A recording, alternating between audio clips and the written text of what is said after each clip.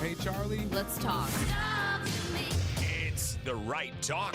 Charlie? Welcome. This is the Charlie James Show. Now we're talking. News Talk 98.9, WORD. the voice of the Carolinas. And welcome to the program on what is turning out to be a very busy Tuesday afternoon. The House has just voted to release the Epstein files, and we'll get to that coming up in just a second because, I mean, this is a very big story.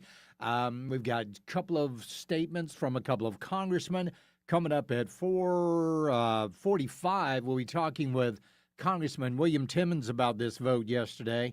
Representative Biggs has put out a comment, and Marjorie Taylor Greene has taken to the floor of the House, not to criticize the Democrats, ladies and gentlemen, who have done nothing about the Epstein files, who did nothing about the Epstein files the entire 4 years of the Biden administration.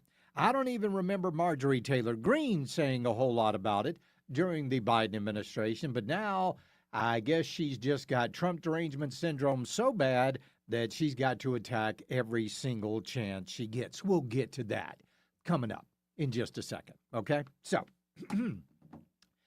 Operation Charlotte Web going on in Charlotte, North Carolina.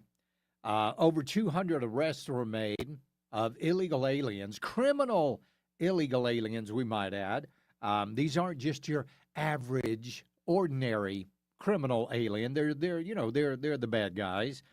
And we heard that 15% of the students at the Charlotte Mecklenburg school system did not go to school yesterday.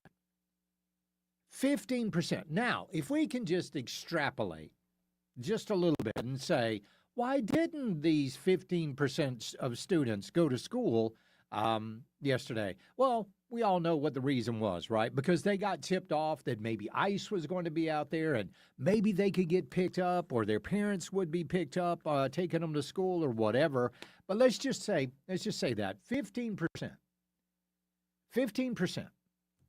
of the students did not go. Now, in Charlotte Mecklenburg school system, they've got about 145,000 students. 145,000 students.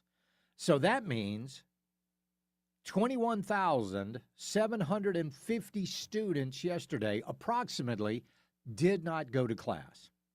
Okay. So let's just assume, just for the sake of numbers here, that all of these students were the children of illegal aliens in Charlotte and Mecklenburg County. Okay, let's just make that assumption, all right? And then when you factor in that the Charlotte Mecklenburg school system has a budget of $2.1 billion, do you know what that means? That means that 15% of that $2.1 billion budget is going to illegal aliens, and that totals up to $315 million. $315 million. That's pretty amazing. That amount of taxpayer dollars is going to educate the children of illegal aliens. Right now in Charlotte, Mecklenburg County, they spend a little over $14,000 per student. $14,000. Could you imagine what they could do with that other $315 million? I mean, other than give it back to the taxpayer. I think that would be the number one thing you might want to look at, but we all know these are politicians, and these are school board members, and they never want to give your money back. But just imagine that. $2.1 billion budget. Out of that, $315 million approximately is going to illegal alien families. Wow. Well, indirectly through education. But no. They're not getting any taxpayer money. They're not getting any of that. So there you go.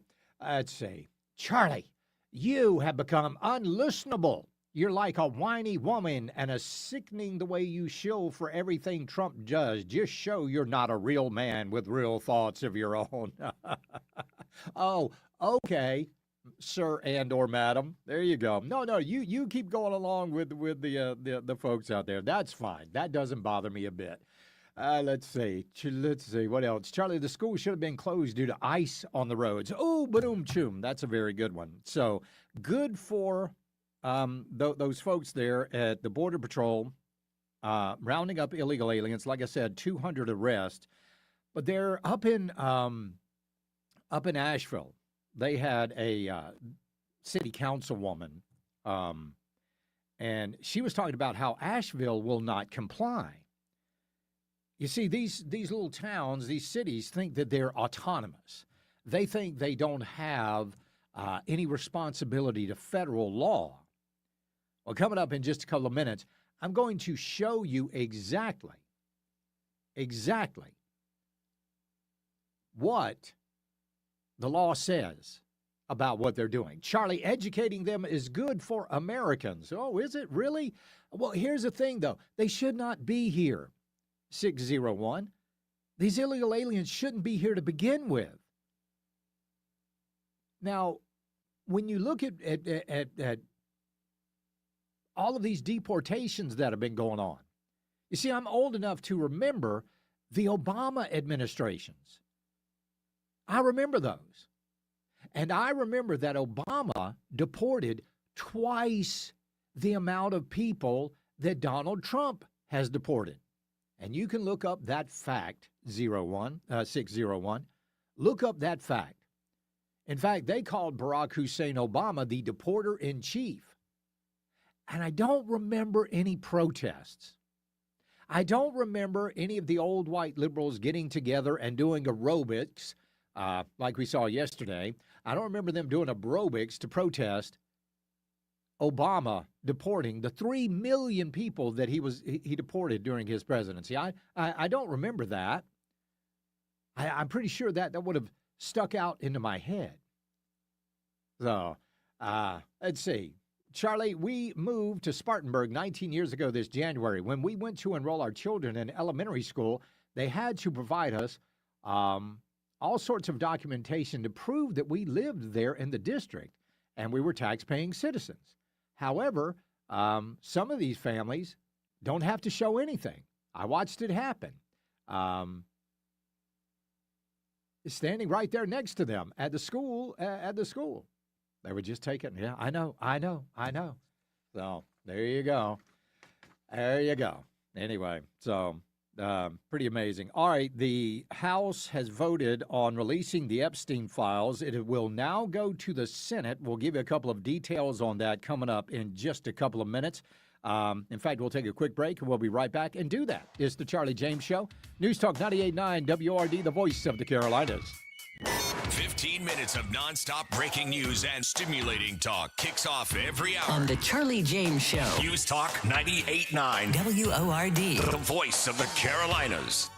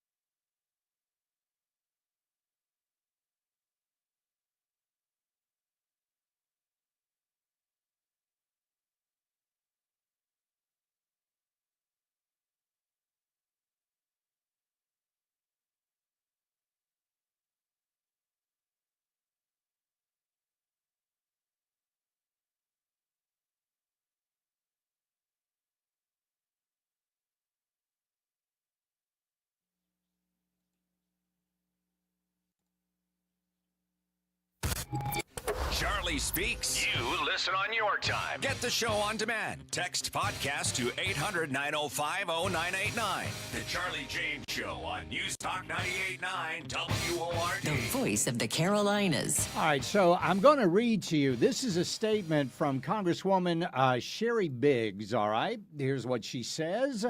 The American public deserves transparency, and the victims of trafficking deserve justice.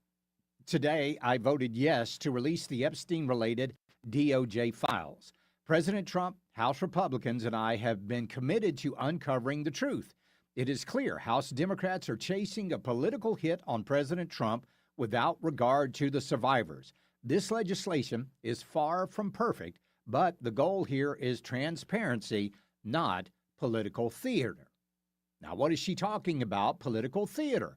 Well, for that, we have to go to the chief of political theatrics these days, Marjorie Taylor Greene. Every single member of Congress. It should have been the easiest thing for the Speaker of the House. It should have been the easiest thing for the President of the United States to release all the information, every single file, on behalf of these American women.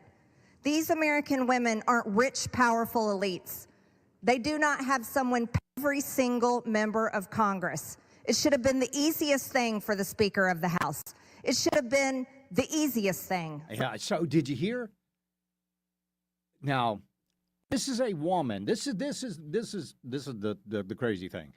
When you're kind of on the outside looking in, it's easy to think, oh, you should release every single file, every single one of them.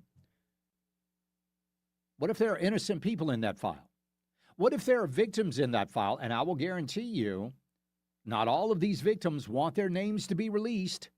I understand that Marjorie Taylor Greene got up with Massey today in front of the Capitol with a bunch of victims, one of them who actually accused Donald Trump of shutting down the government to cover up the Epstein file release or to stop it. That tells you what side she's on. But listen to the language that she is using, the elite language. The rich, she turned this into, instead of being about the victims, it turned it into something about the haves and the have-nots. And there's a heck of a lot more to this than just saying, hey, why can't we? Hey, let's release every file on everything. I got an idea. Let's release every file on everything, no matter if it puts national security in jeopardy, no matter if it puts innocent people in jeopardy, no matter if it puts victims in jeopardy. Let's just release everything. Did you talk to every victim, Marjorie Taylor Greene? No, of course not. So she gets up on the floor of the House today and she starts, casting stones at President Trump. Now, she wants you to think that this is what really separated her from Donald Trump, the Epstein files. That's what she wants you to think. But that's not really the case. Something changed with Marjorie Taylor Greene, and it's happened over the past, I would say, 5 or 6 months. She's also all of a sudden become this sort of an isolationist. Now, I know the vast majority of those in the MAGA-sphere are America first.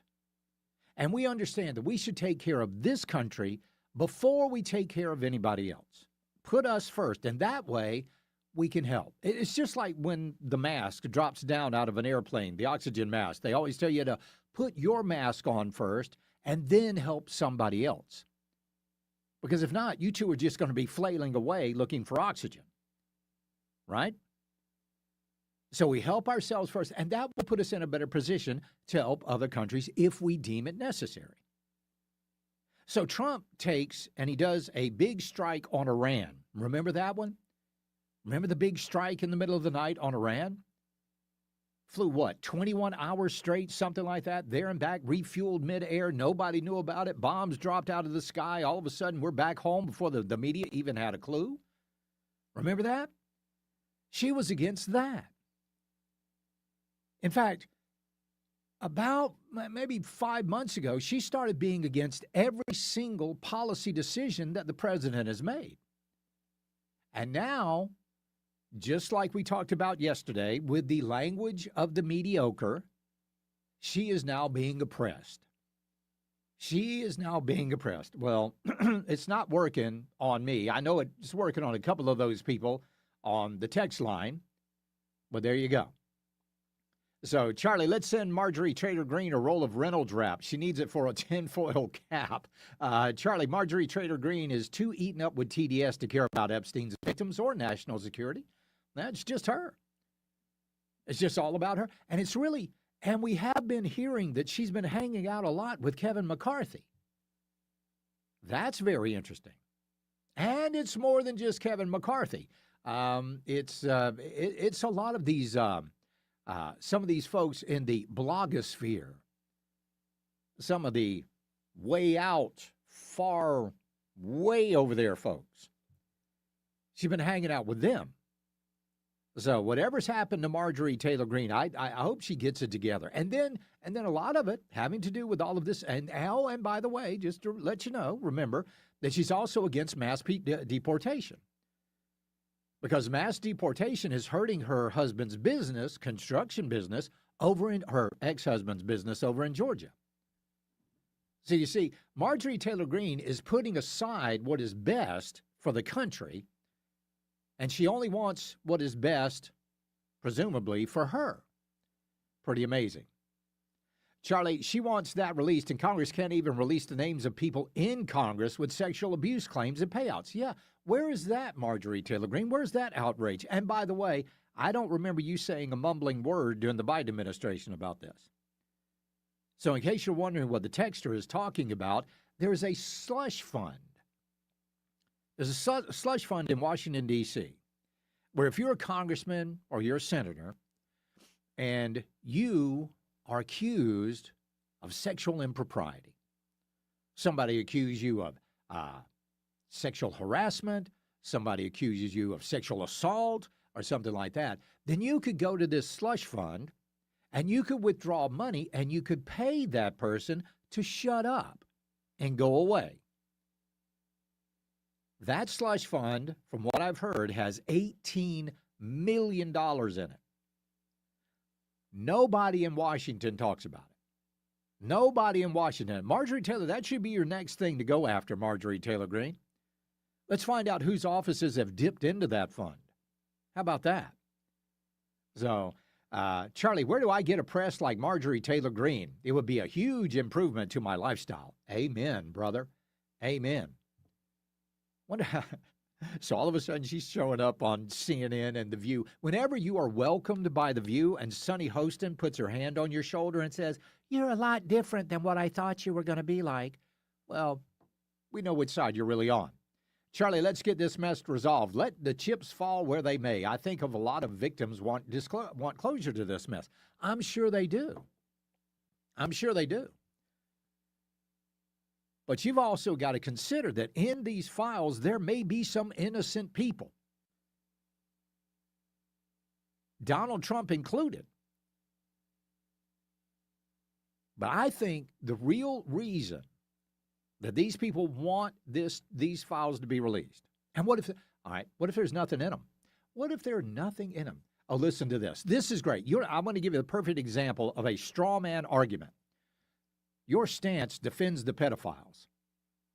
Does it? Really? When have I ever defended a pedophile? Well, answer to that is never. I haven't. I'm not defending pedophiles. I'm saying these people that are accused of pedophilia, they should be investigated and they should go to jail. But just because somebody's name is in the files does not make them a pedophile. It doesn't make them a sexual deviant in any way. So you can take your little straw man argument and you know exactly what you can do with it, 573. That was ridiculous. That might be the stupidest text of the day. You see, anybody, and that's the way a lot of these people are, especially on the text line. You ought to meet some of these folks.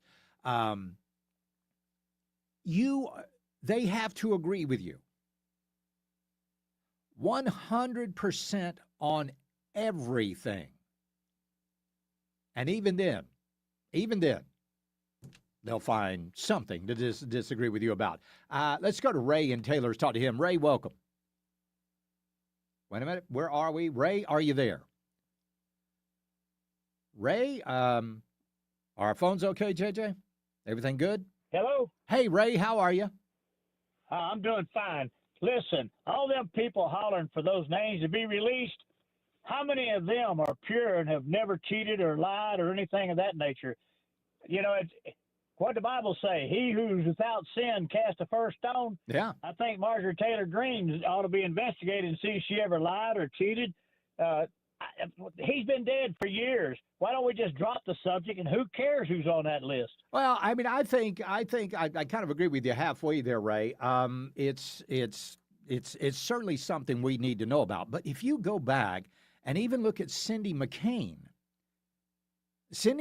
said that they all knew what Jeffrey Epstein was doing, but nobody did anything about it, and that included her husband, John McCain. We'll be right back. It's the Charlie James Show. News Talk 98.9 WORD, the voice of the Carolinas. This is Lee Rogers. Be the first to break the news. Share your story at news@989WORD.com.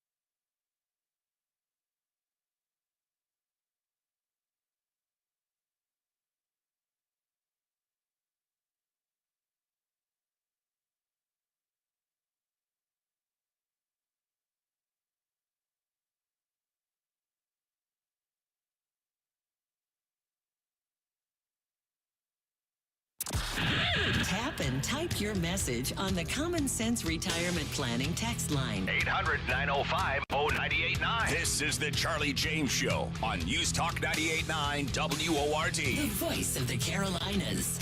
On this vote, the yeas are 427, the nays are 1.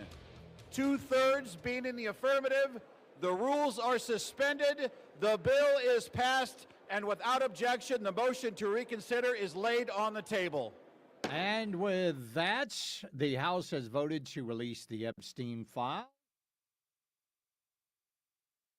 All right, let's go to the phones. We'll talk to Melissa in Malden. Melissa, what do you think about this today? Oh, my goodness. Can you hear me? I can. Yes, ma'am. Love you as always. Thank you. What's up? So this is my take, and you know what? I'm probably going to get a lot of slack for this. But so you know how Trump and Elon had that little falling out, right? Right. I think they set that up. They set that up, and then Elon started accusing Trump of being on Epstein, blah, blah, blah, blah. And then they reunited over Charlie's assassination. And Trump was saying, it's just a bunch of bogus, blah, blah, blah, this, blah, blah, blah, that. He is the best chess player ever. He's 10 steps ahead of everybody. Him and Elon playing this because it turned around on the Democrats because Elon was calling out Trump saying he was on that, da-da-da-da-da.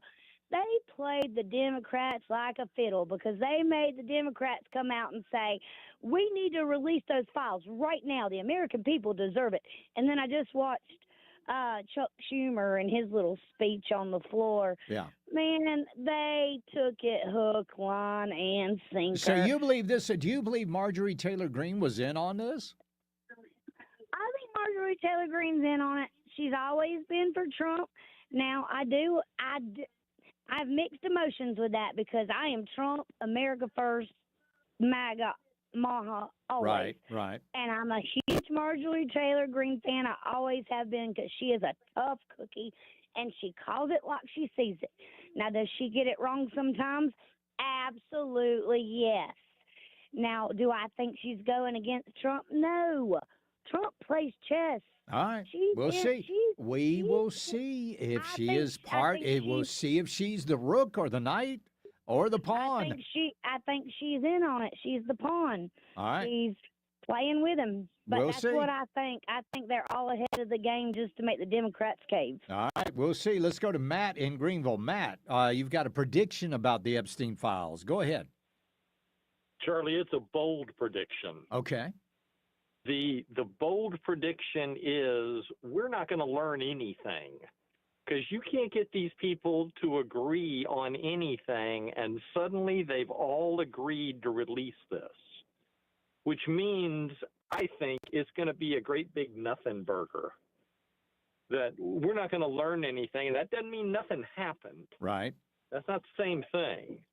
You know, nothing happened is nothing happened, but I don't think we're going to learn any. I mean, good Lord, man, I'm 65 years old. We're still waiting to learn what happened to Kennedy. Yeah. Well, let me All ask you this, is Matt. a bunch of creepy old men. You know, when we What's that? sit here, when we sit here and we think that all of these files have been in the hands of Merrick Garland. There was nothing there. And well, wait a minute. Hold on. They've been in the hands of Merrick Garland, been in the hands of Christopher Wray under the Biden administration for 4 years. 4 years. If there was anything negative about Trump in it, they would have released that, or really any Republican in Congress, they would have leaked that. Yeah. But do you think that the FBI could have done something to those files while they had them in their possession? I think everybody just assumes there's something really salacious in it. Yeah. And it may be, you know, they just want to use the hammer of Epstein to hold over each other's heads. Yeah. And I'm not saying nothing happened, but I doubt there's anything in those files. And when they get released, everybody's going to go, this is it. So that's my prediction, Charlie. All right. Well, you know what? You said it was bold. I don't think nothing happening is all that bold a prediction because we've seen Congress and how they work. I appreciate it, pal. Somebody wants to know who the no vote was. That was Clay Higgins of Louisiana. Let's see. Let's go to Fred in Taylor's. How you doing, Fred? Fred, are you there? You talking to Brad? Okay, Brad, I guess so. This is you. What's up? I heard your Lindsey Graham commercial, and I've got a statement, and then I'm going to ask a question. Okay. Lindsey Graham's playing Republican because it's time to be a Republican. Right, because you got the primary coming up. Yeah, and then where did how long ago was that Trump endorsement actually used? Or where did that Trump endorsement come from? When's the last time he endorsed Graham? I think it's been fairly recently, actually, and I hate to say that, but Trump was actually at a big fundraiser, golf tournament type golf outing this past weekend down in Florida. So Trump is endorsing Lindsey because I believe right now Lindsey is a useful idiot to Donald Trump. He's also a bit of an albatross around his neck, but unfortunately, that's just the way politics work in Washington. We need to get rid of Lindsey. Oh, yeah. No doubt. No doubt. I'm with you with that one 100%, Brad. I appreciate your phone call. But in order for that to happen, and I'll say it again, it takes more than a 13.5% voter turnout. So you guys got to get ready to vote in the primaries coming up. Let's see. Charlie, the files may have been released, but how many redactions are there? You know the Democrats won't release anything that will incriminate themselves, but will use the info against each other as leverage to make Democrats vote the way they want them to. And yeah, I agree with you on that. But again, the Democrats had this for 4 years under Joe Biden. If there was, and I don't remember Chuck Schumer or Hakeem Jeffries or Nancy Pelosi or Adam Schiff or any of those Democrats calling for the release of the Epstein files. I don't remember any of that happening. I don't remember Marjorie Taylor Greene calling for the Epstein files to be released under Joe Biden. But now that we're under Trump, everybody's like, oh, you got to release the files. If there were anything in those files, they would have been, and I'm going to watch my language here, it would have been leaked by the Democrats. It would have been leaked by Merrick Garland. It would have been leaked by Christopher Wray. They would have done that to make sure. They would have had to go through all of the trouble of all of the indictments with Letitia James and Fannie Willis and Alvin Bragg. They wouldn't have had to even mess with those people. All they would have to do is just put that out there. Donald Trump tied to Jeffrey Epstein. Campaign over. But it wasn't there. So they couldn't release it. We'll be right back. It's the Charlie James Show. News Talk 98.9 WORD, the voice of the Carolinas. Tara, Bill, Charlie, Joey, and me, Mike Gallagher. We lead the conversation each and every day on News Talk 98.9 WORD, the voice of the Carolinas.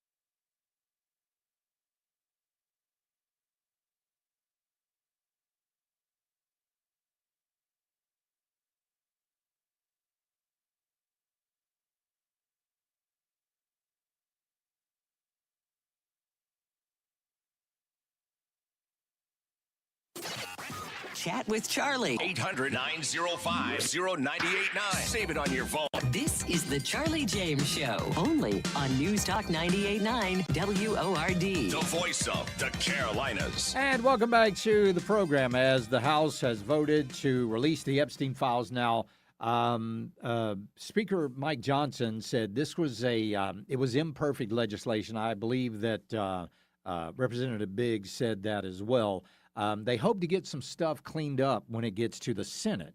And we're talking about maybe the redaction of some of the victims' names and things like that. Because that's just, I mean, again, you can't just release this stuff whole cloth.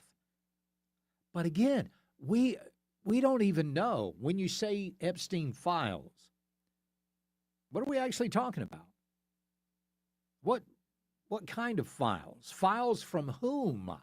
Are these the DOJ files that they amassed in their investigations of Jeffrey Epstein? Are these Jeffrey Epstein's personal files? What are these files?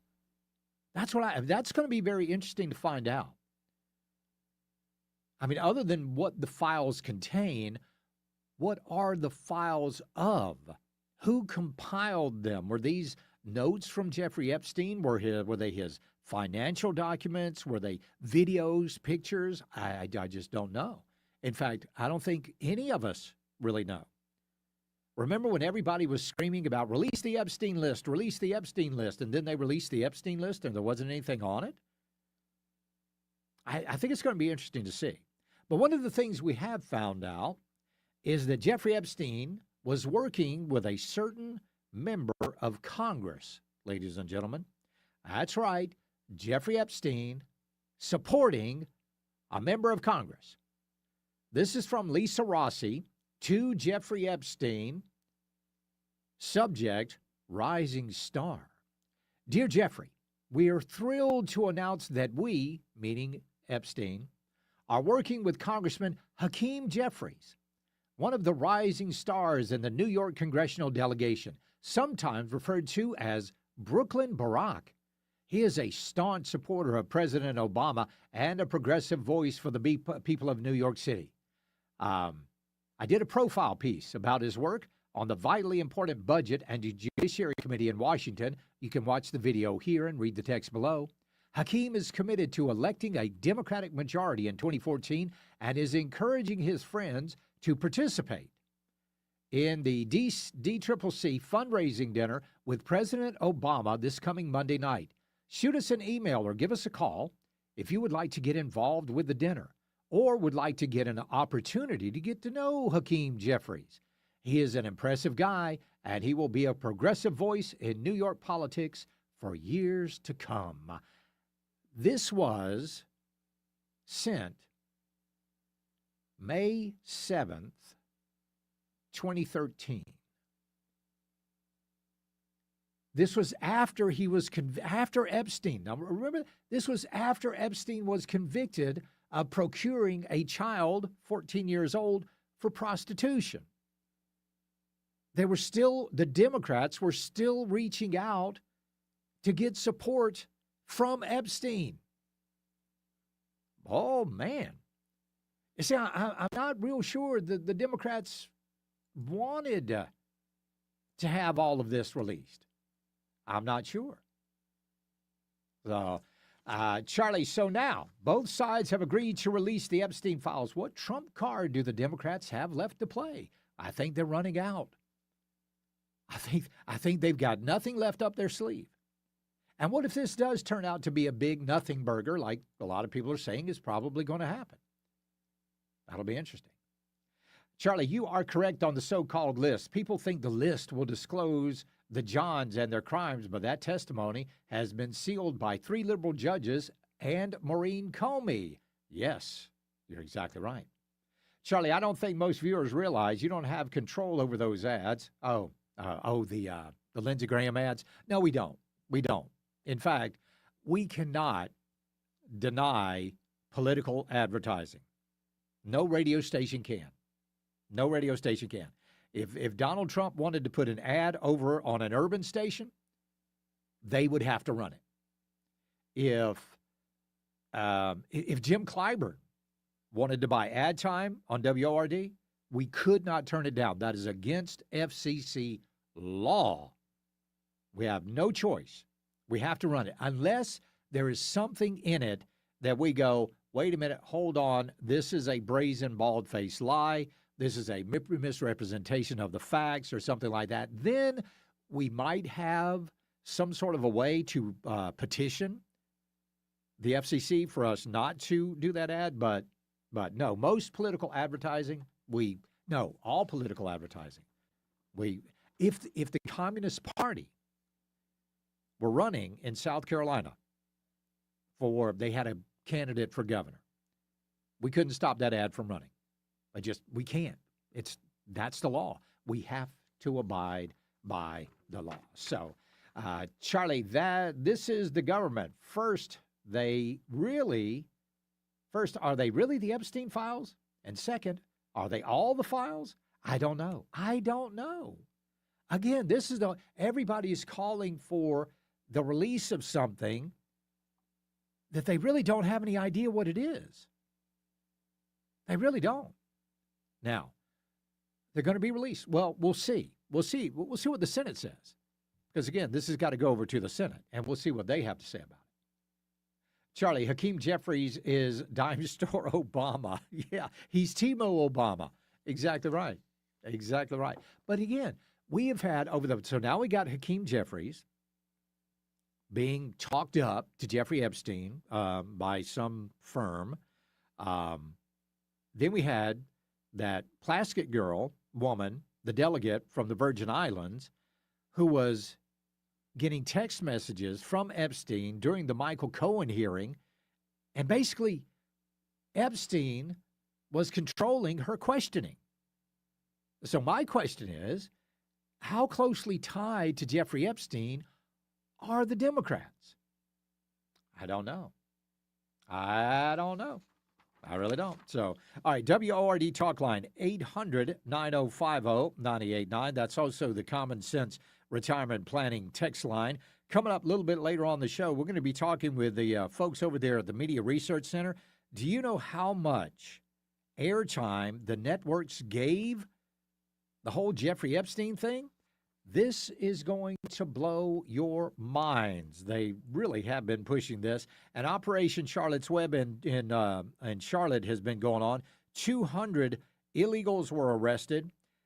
We hear that 15% of students did not go to school yesterday in Charlotte, Mecklenburg County. That equates to about 21,750 students.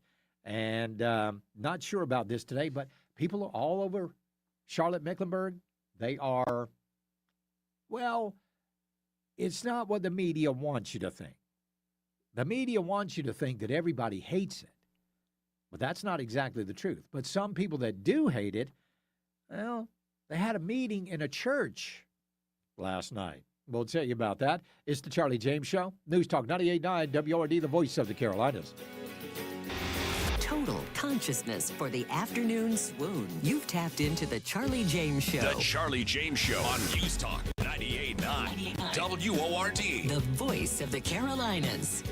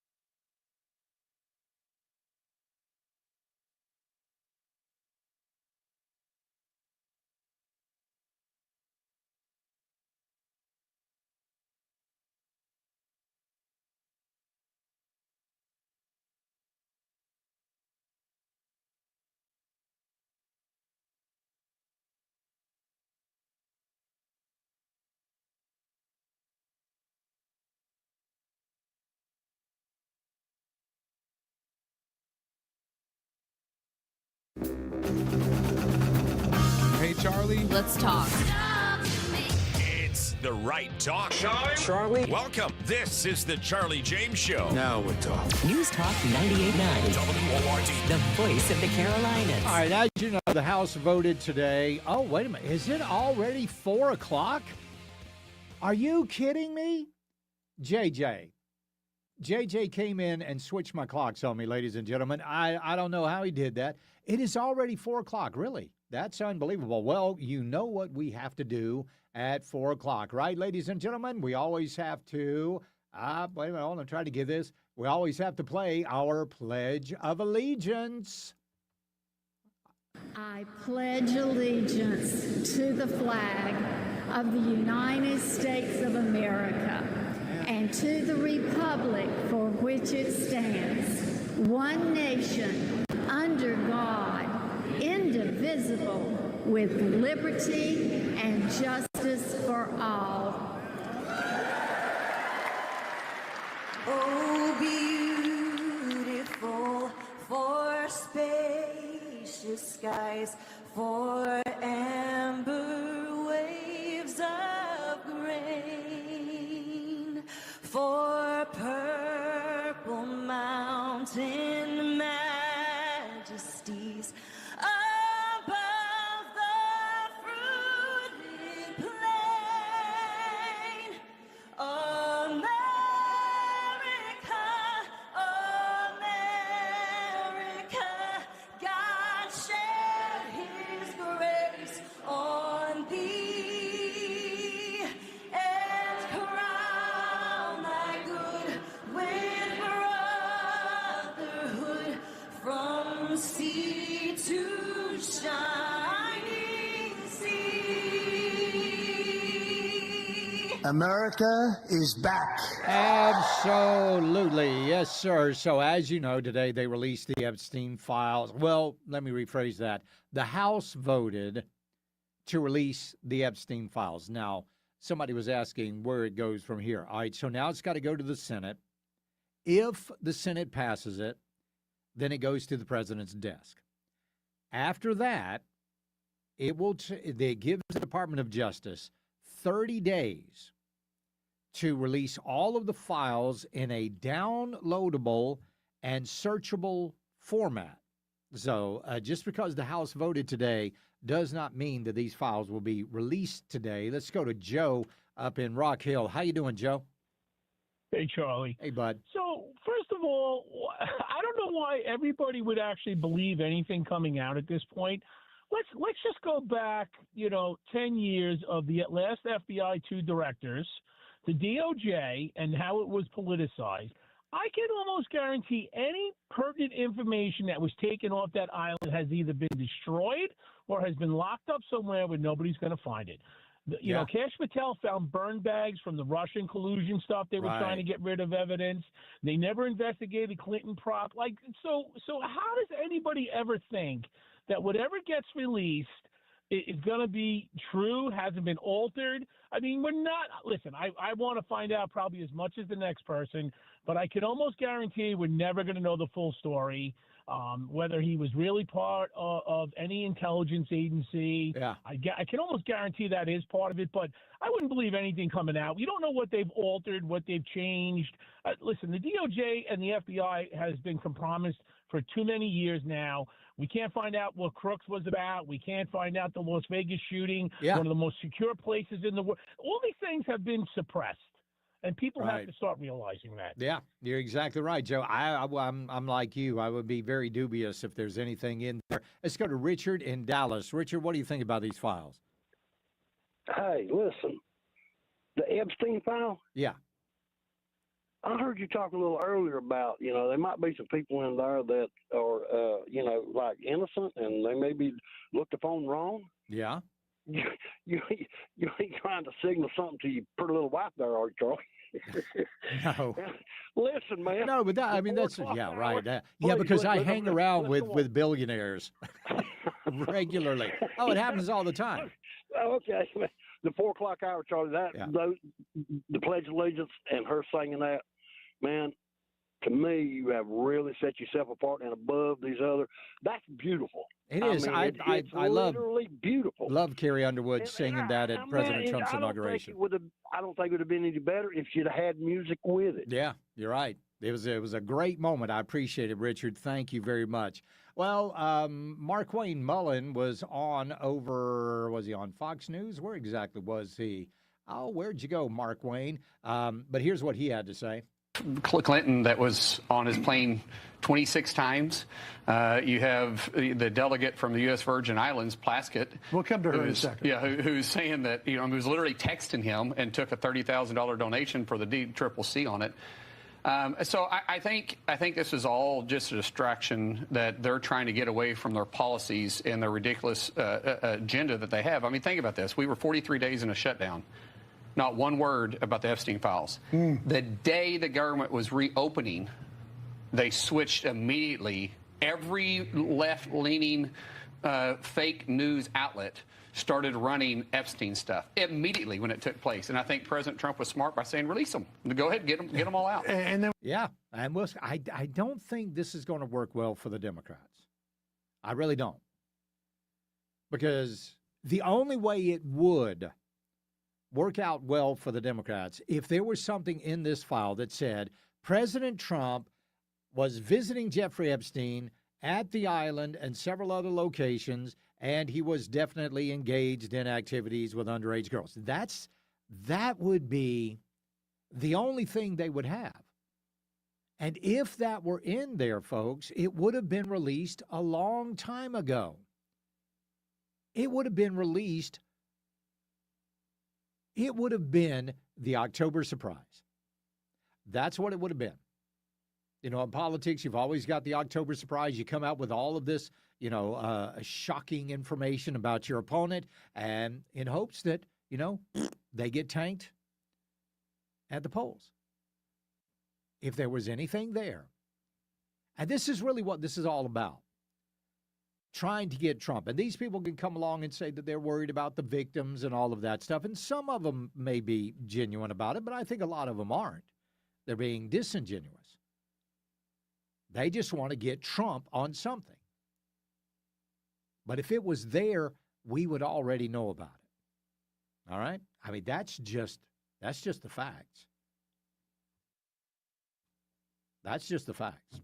So, anyway, Markwayne Mullen is right. I mean, they said nothing during the Biden administration. They said nothing during the 43-day shutdown. Government opens back up, and all of a sudden, it's a priority. There you go. So, we'll be right back. It's the Charlie James Show. News Talk 98.9 WORD, the voice of the Carolinas. This is Mark Levin. Join me tonight at 7 following Charlie James for the Mark Levin Show, a News Talk 98.9 WORD, the voice of the Carolinas.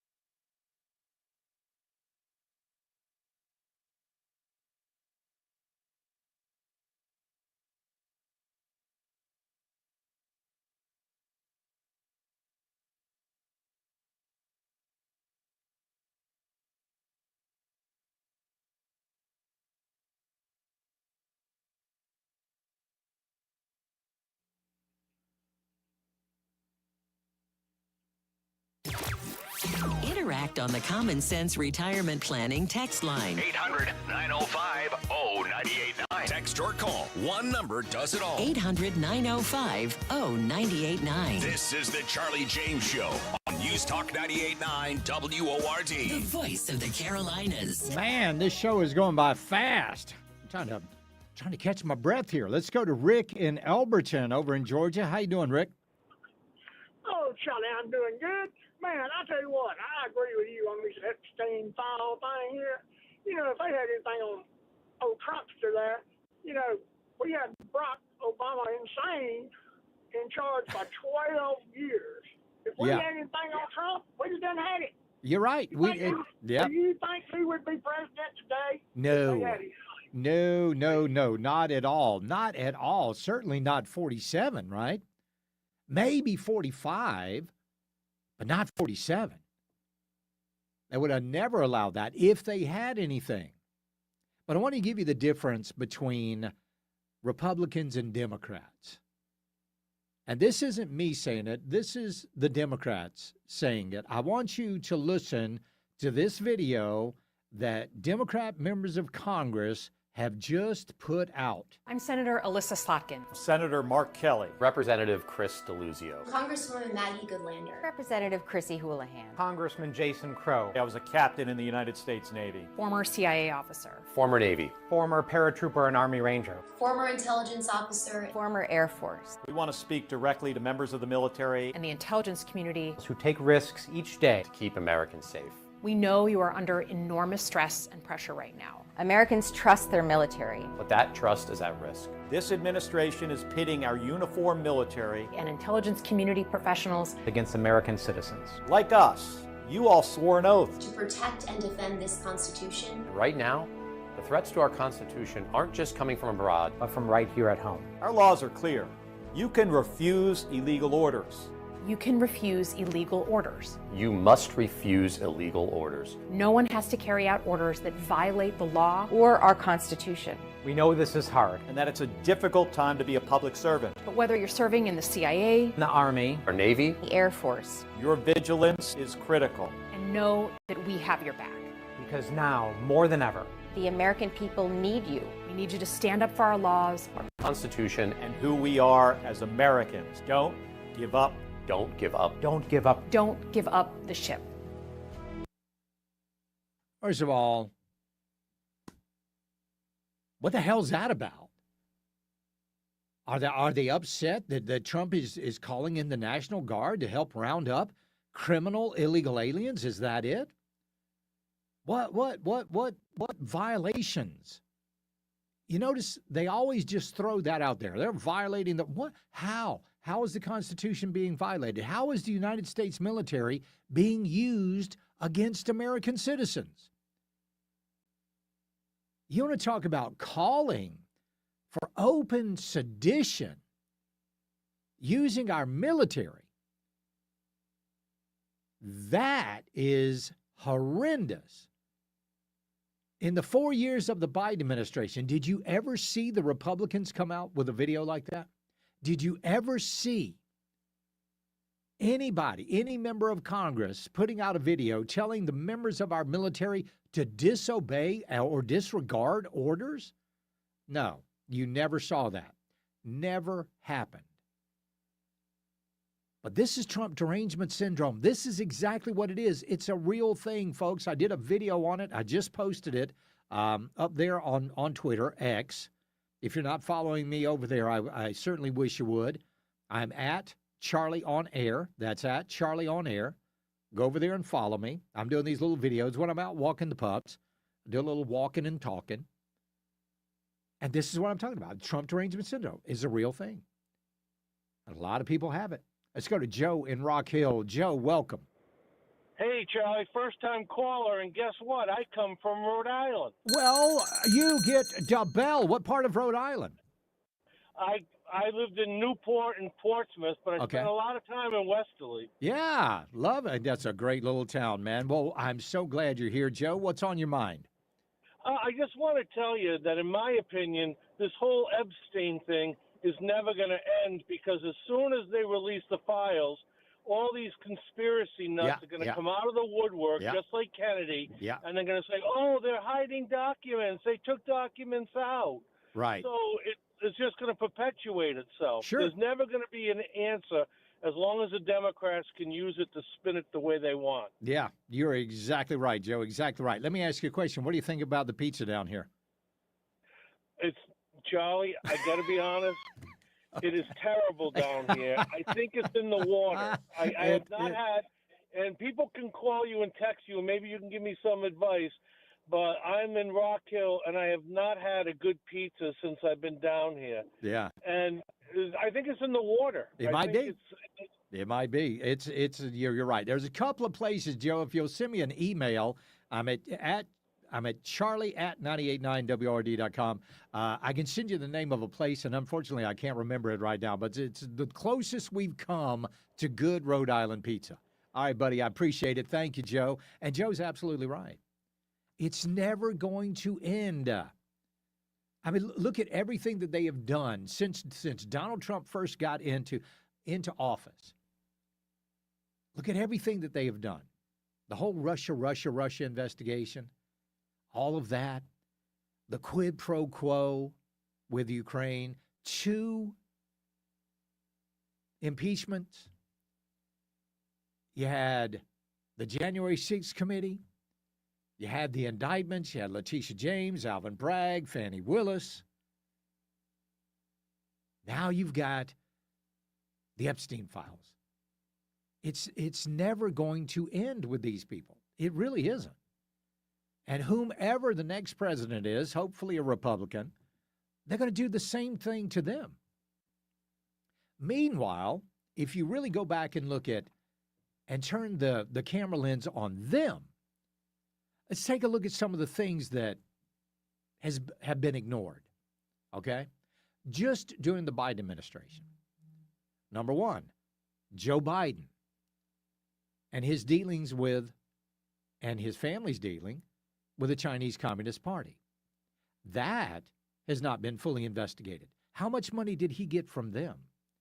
Then you've got the intelligence agents that lied about Hunter Biden's laptop and tried to go to social media sites to censor Americans' knowledge of the laptop. Then you go to the obvious mental and physical decline of Joe Biden.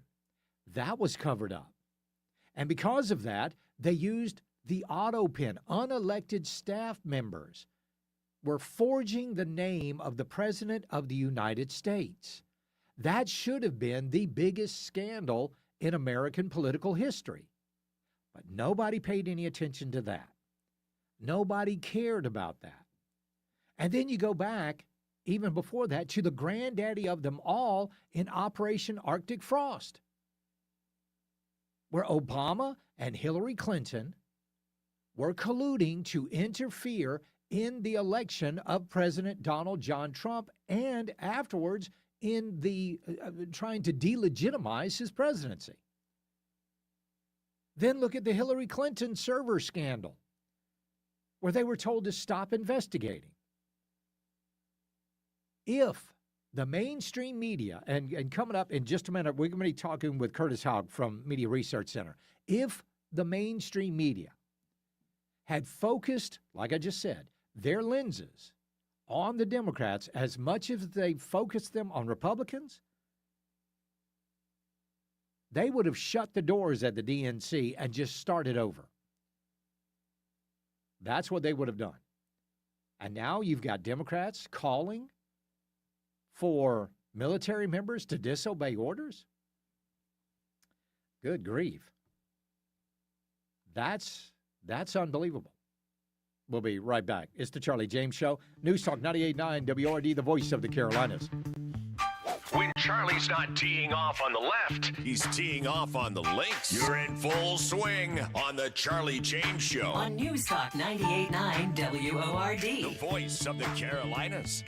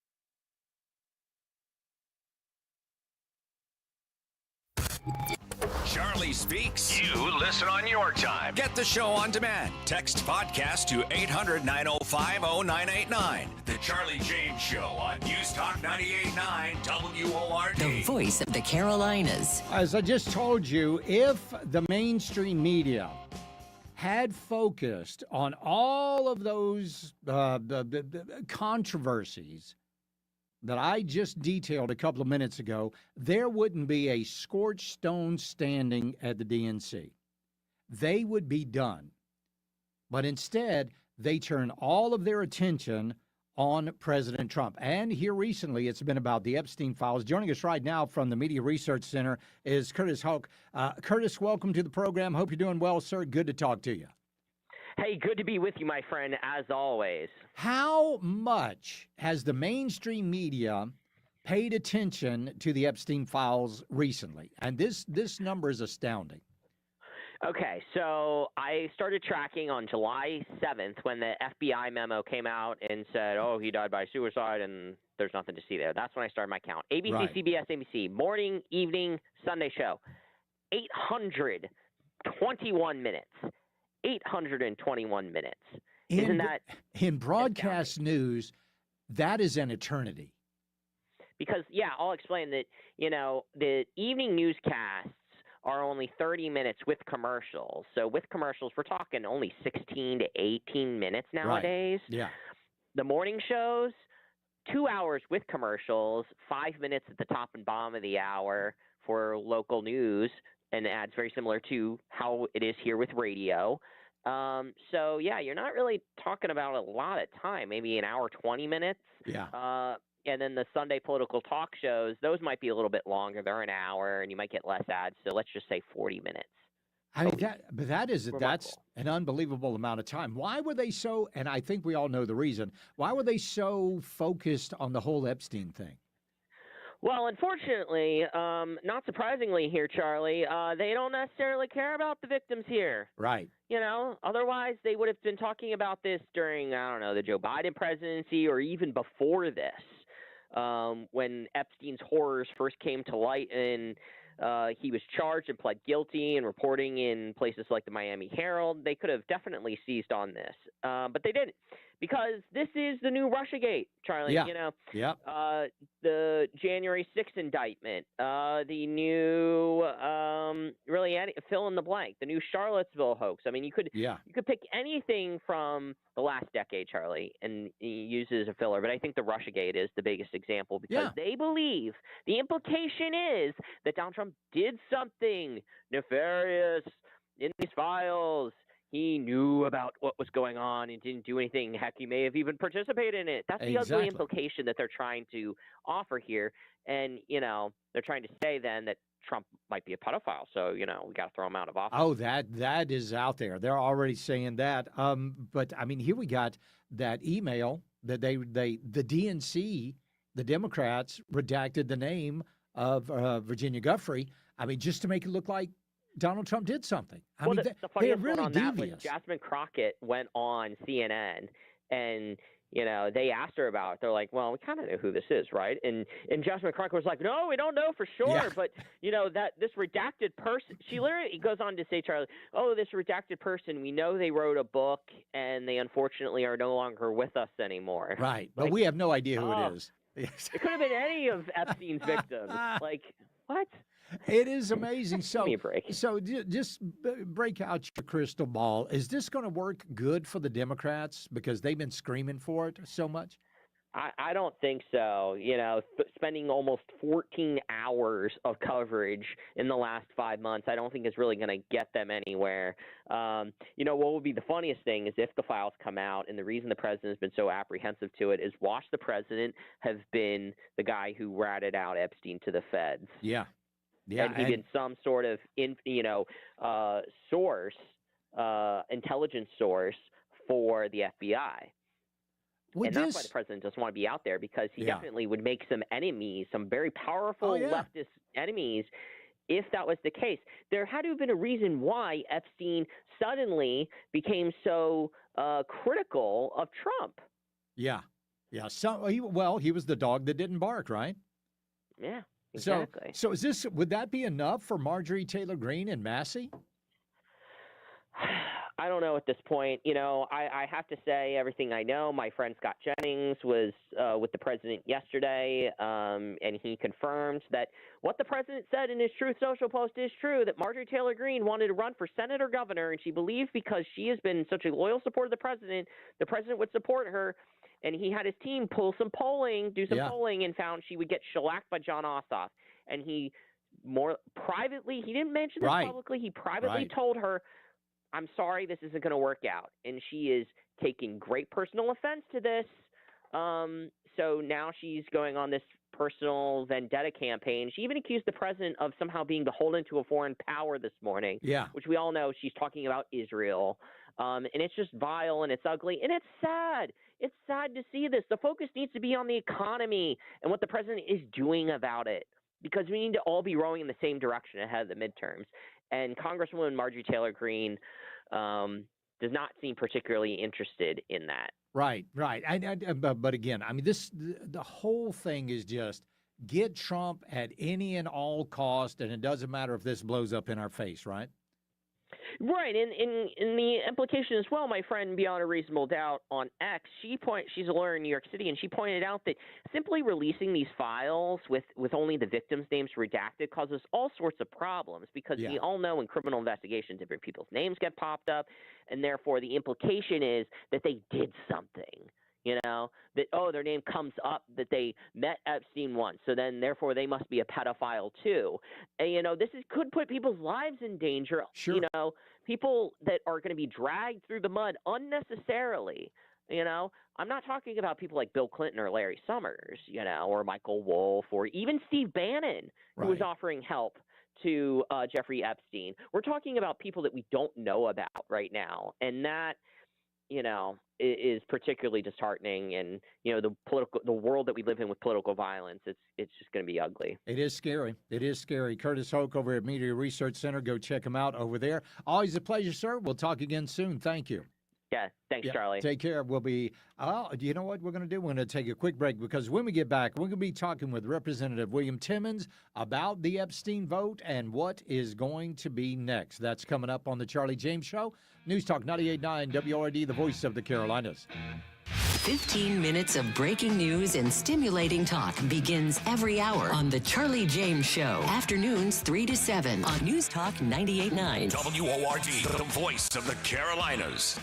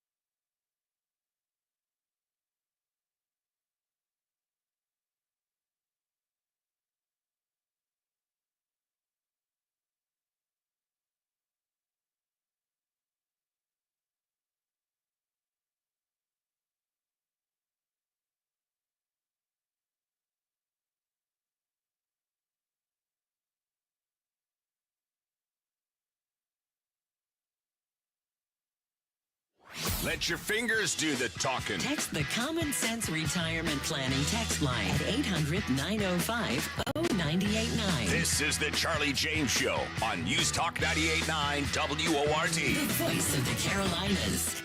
And welcome back to the program. Let's talk right now with Congressman William Timmons. Congressman Timmons, the House voted today to release the Epstein files. Welcome to the program, sir. Charlie, good afternoon. Yes, we did, and I'm hopeful that the Senate is going to make our bill even better, and we can get the transparency and the accountability that the American people deserve. Now, a lot of people are talking about this is an imperfect legislation.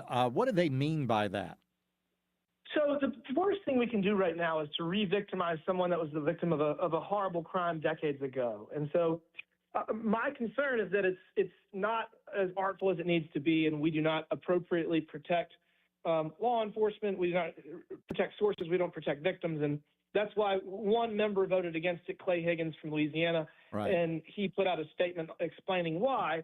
And, you know, at the end of the day, the Department of Justice is going to have to redact portions of this because we obviously don't want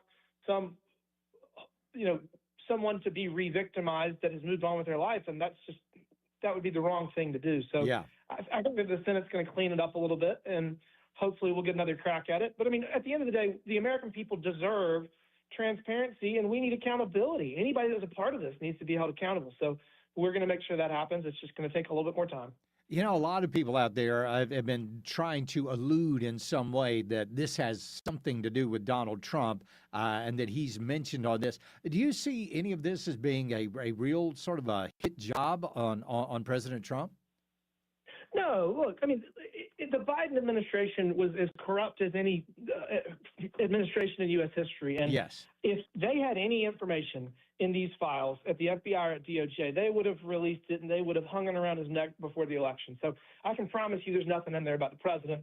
And not to mention the fact that, I mean, he has said repeatedly and said the exact same thing that he thought Jeffrey Epstein was a crook and a creep and just a horrible human. And so, I mean, I just think that this is politics at its worst when we need to be helping victims get accountability. And, it's just politics. So it goes to the Senate. If they make changes, they're going to send it back to you guys, right?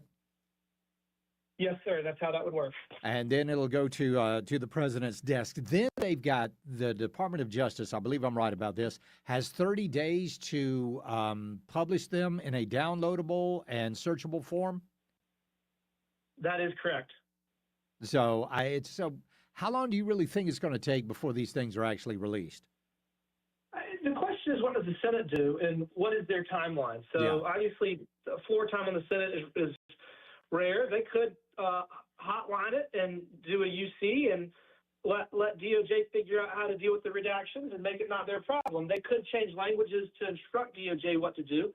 So, I mean, at this point, we're just going to see what happens. But obviously, when only one member of Congress voted against it, and again, Clay Higgins didn't vote against it because he doesn't want justice for the victims and doesn't want to hold people accountable. He voted against it because he's very concerned. He was a sheriff in Louisiana, and he's just very concerned that this is going to re-victimize someone that has already been the victim of a horrible crime, and he thinks that it needs to be done through oversight committee, which is what we've been doing.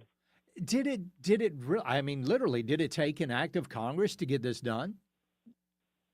Well, it seems that way, but again, this is such a long, thorough investigation, and it spans decades. So, and there's, I mean, dozens, if not hundreds, plus victims. So the whole thing is just, it's a very large endeavor. So, I mean, has any member of Congress actually sat down and seen these files? We have access to them, but I mean, they're so voluminous. I mean, there's literally tens of thousands of pages. And so as we continue to comb through it, I think the biggest issue is getting them digitized and making sure that we have the ability to search them using, AI and modern technology. That's the way that we're going to figure that we're going to give the American people what they expect. Yeah, so we will see. So, I mean, we're looking at maybe 30, possibly 45 days before this is done? It could be 3 days. It could be 50. Yeah, there you go. It could be, absolutely. So we will certainly see about that. So now Now that this is off the table, or getting off the table, what are you folks in Congress looking at doing now? What's the next point of order? Well, we've got a censure resolution for the member from the Virgin Islands, Plaskett, Yes. who was texting with Jeffrey Epstein. The whole thing's pretty insane. And I mean, she's not even a full member. She only gets to vote in committee, so the whole thing's Right. just kind of weird. But the fact that she was basically carrying Epstein's water is something that needs to be addressed, and so that's what we're doing right now. But after that, we just got a lot of work we need to do. I mean, the government was shut down because healthcare premiums for Americans are going to rise in a degree that is completely unreasonable. So we got to fix healthcare, and that's a very huge challenge. And we're having basically meetings with a select group of people surrounding how we can restructure our healthcare to give better results at a lower cost. So, I mean, it's an overwhelming endeavor, but we got to get it done. Let's turn our attention a little closer to home here.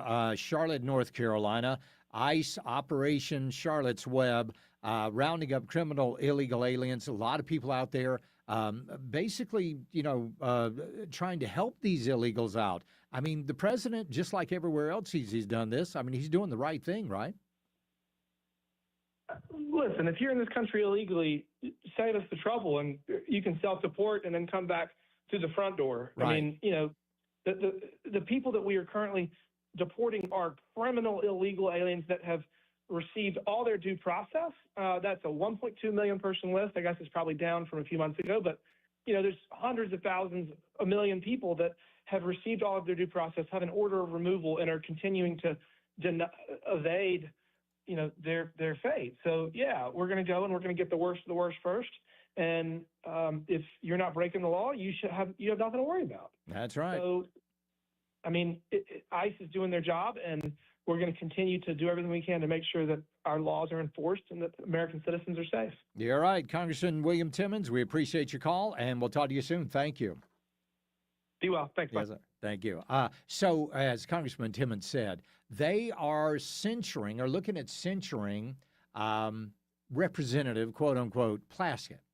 Because during the Michael Cohen hearing, this woman, and we know this now, there's no denying this whatsoever, she was texting not with an assistant from Jeffrey Epstein, not with somebody that knew Jeffrey Epstein. She was texting with Jeffrey Epstein himself. Jeffrey Epstein was directing her on what to ask Michael Cohen and others during that hearing.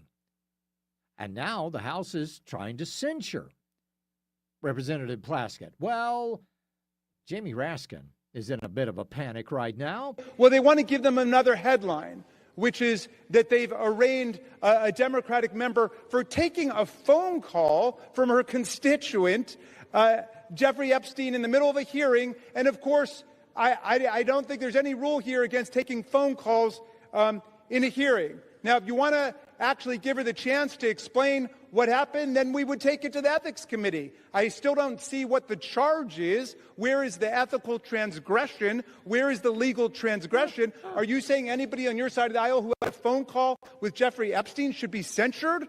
Be careful your answer there, because there's a lot more that's about to come out, right? So you should think about what is the principle behind this rush to judgment. I want to close just with this thought, because I know there were a lot of people in the chamber who were here when this happened and a lot who weren't. Well, they want to give them another. So there's right. So here's Plaskett. Now, this wasn't a phone call. This wasn't a phone call from a constituent. Here's what a text from a constituent would be like. Hey, when are you going to do something about the roads? Hey, when are we going to get a new overpass? Hey, our bridges are falling apart. That's what you get from a constituent. But this was Jeffrey Epstein, and he was directing Plaskett on what to ask during the hearing. He was directing her. And here's the thing. She was going along with it. She was reading what he said verbatim. That wasn't Representative Plaskett asking those questions. That was Jeffrey Epstein. When she was asking the questions, that was his voice coming out of her mouth.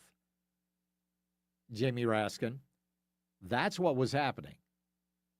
Man, I tell you what, they want to get everybody but themselves, don't they? Everybody. All right, WRD Talk Line, 800-9050-989. That's also the Common Sense Retirement Planning text line.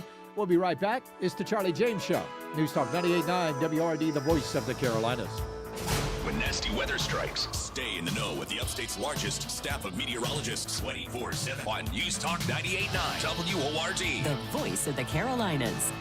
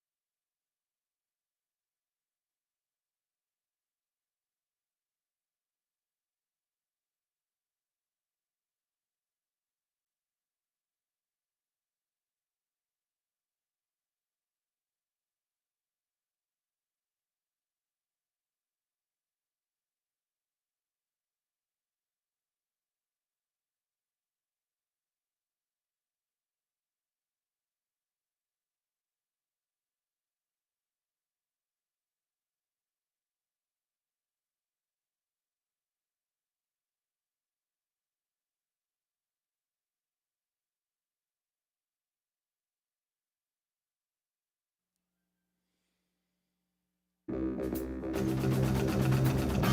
Charlie. Let's talk. It's the right talk. Charlie? Welcome. This is the Charlie James Show. Now we're talking. News Talk 98.9. WORD. The voice of the Carolinas. All right, welcome back to the program on your Tuesday afternoon. Let's go to Mark in Pickens. How you doing, Mark? Hello, Charlie. Hey. Let me ask you a question. All right, go ahead. All right. Now, if I come to your home and you left your back door open, and I walk into your house, and I'm not invited, Right. am I there? I'm committing a crime because I came into your house, Yes. uninvited and without your permission. Right. So when Mr. Timmons timidly says that these are criminal aliens, well, when they cross the border, they're criminals because they have not entered with permission in the right way. So does the Constitution that I live under, because I was born in this country, does that apply to these people that snuck in without permission, without paperwork, without, doing it properly? Or does it apply to only American citizens? I thought the Constitution applied to American citizens. Here's the thing: if they crossed, all right, we got a little bit of I'm sorry, let me turn it down. No, yeah, please do. We got a little bit of Okay. wordplay here going on from the Democrats. All right. Gotcha. You see, when these people came across our border, they were given an automatic parole by the Biden administration. Okay, they were on Okay, I got you. parole. So now the Democrats, they claim that these people are here legally, when we all know they're not. We all know they're not. But what the Trump administration and the Border Patrol is doing right now is they're going after the people primarily who are here illegally. And since they have been here illegally, they have also committed a crime. Exactly Okay. right. Those are the first ones that they're looking at going after. We're talking about the rapists, the murderers, the people that have been deported 3 or 4 times, things like that. Those are the ones that they're going after first. Then they're going to go back and get the rest later. Okay? Well, and at this moment, those are the ones that the Democrats are defending. Yeah, The exactly. ones that have come into our yes. country and committed crime. Exactly. Yes. Yeah, exactly. That says, if you committed a crime, you're a criminal. If no matter the Bible is the only place that I know that has degrees of crimes, but this is Well, I understand your frustration, Mark. I appreciate it, buddy. Thank you. Well, in Asheville, of course, it's got to be Asheville, right? They've got a city council member, Kim Rooney. Kim Rooney. Now, this is a woman that does not say the Pledge of Allegiance. I want you to listen to what Kim Rooney said. This is a city council member from the city of Asheville. Listen to her. Presented a resolution for the City Council to consider at our council meeting this Tuesday, November 18th. It follows precedent from other cities to ensure land and facilities owned by the city of Asheville will not be used for civil immigration enforcement. This includes community...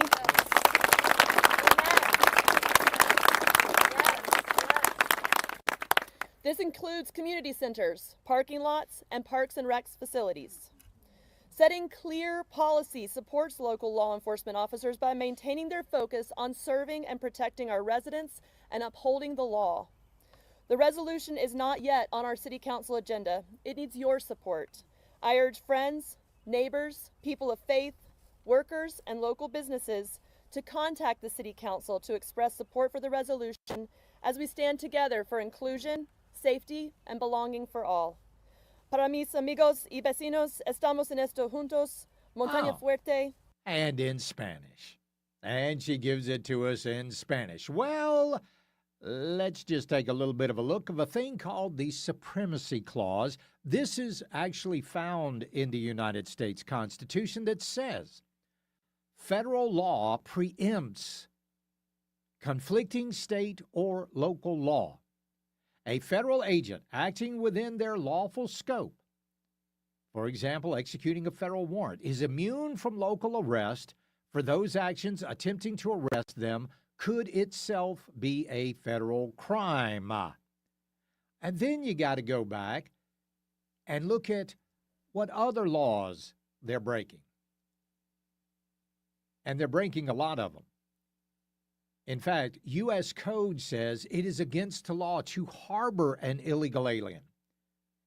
It is against the law for you to interfere in the apprehension of an illegal alien. It's even against the law for you to tell people to come here illegally. All of those things are against the law. Let's go to Ted in Asheville. I'm sorry, he's in Pelzer. Ted, how you doing? That's right. I wouldn't be living in the communist city of Asheville. I don't blame you, buddy. I don't blame you. So, she says she is worried about the inclusion and safety of the citizens, but how many children have been pulled away from sex trafficking due to all this enforcement of illegal immigration? Yeah. Does she care about those children? Does she care about the drugs that are flowing through Asheville? No. Does she care about the people that are overdosing on fentanyl coming through Asheville? No. All she cares about is making a statement.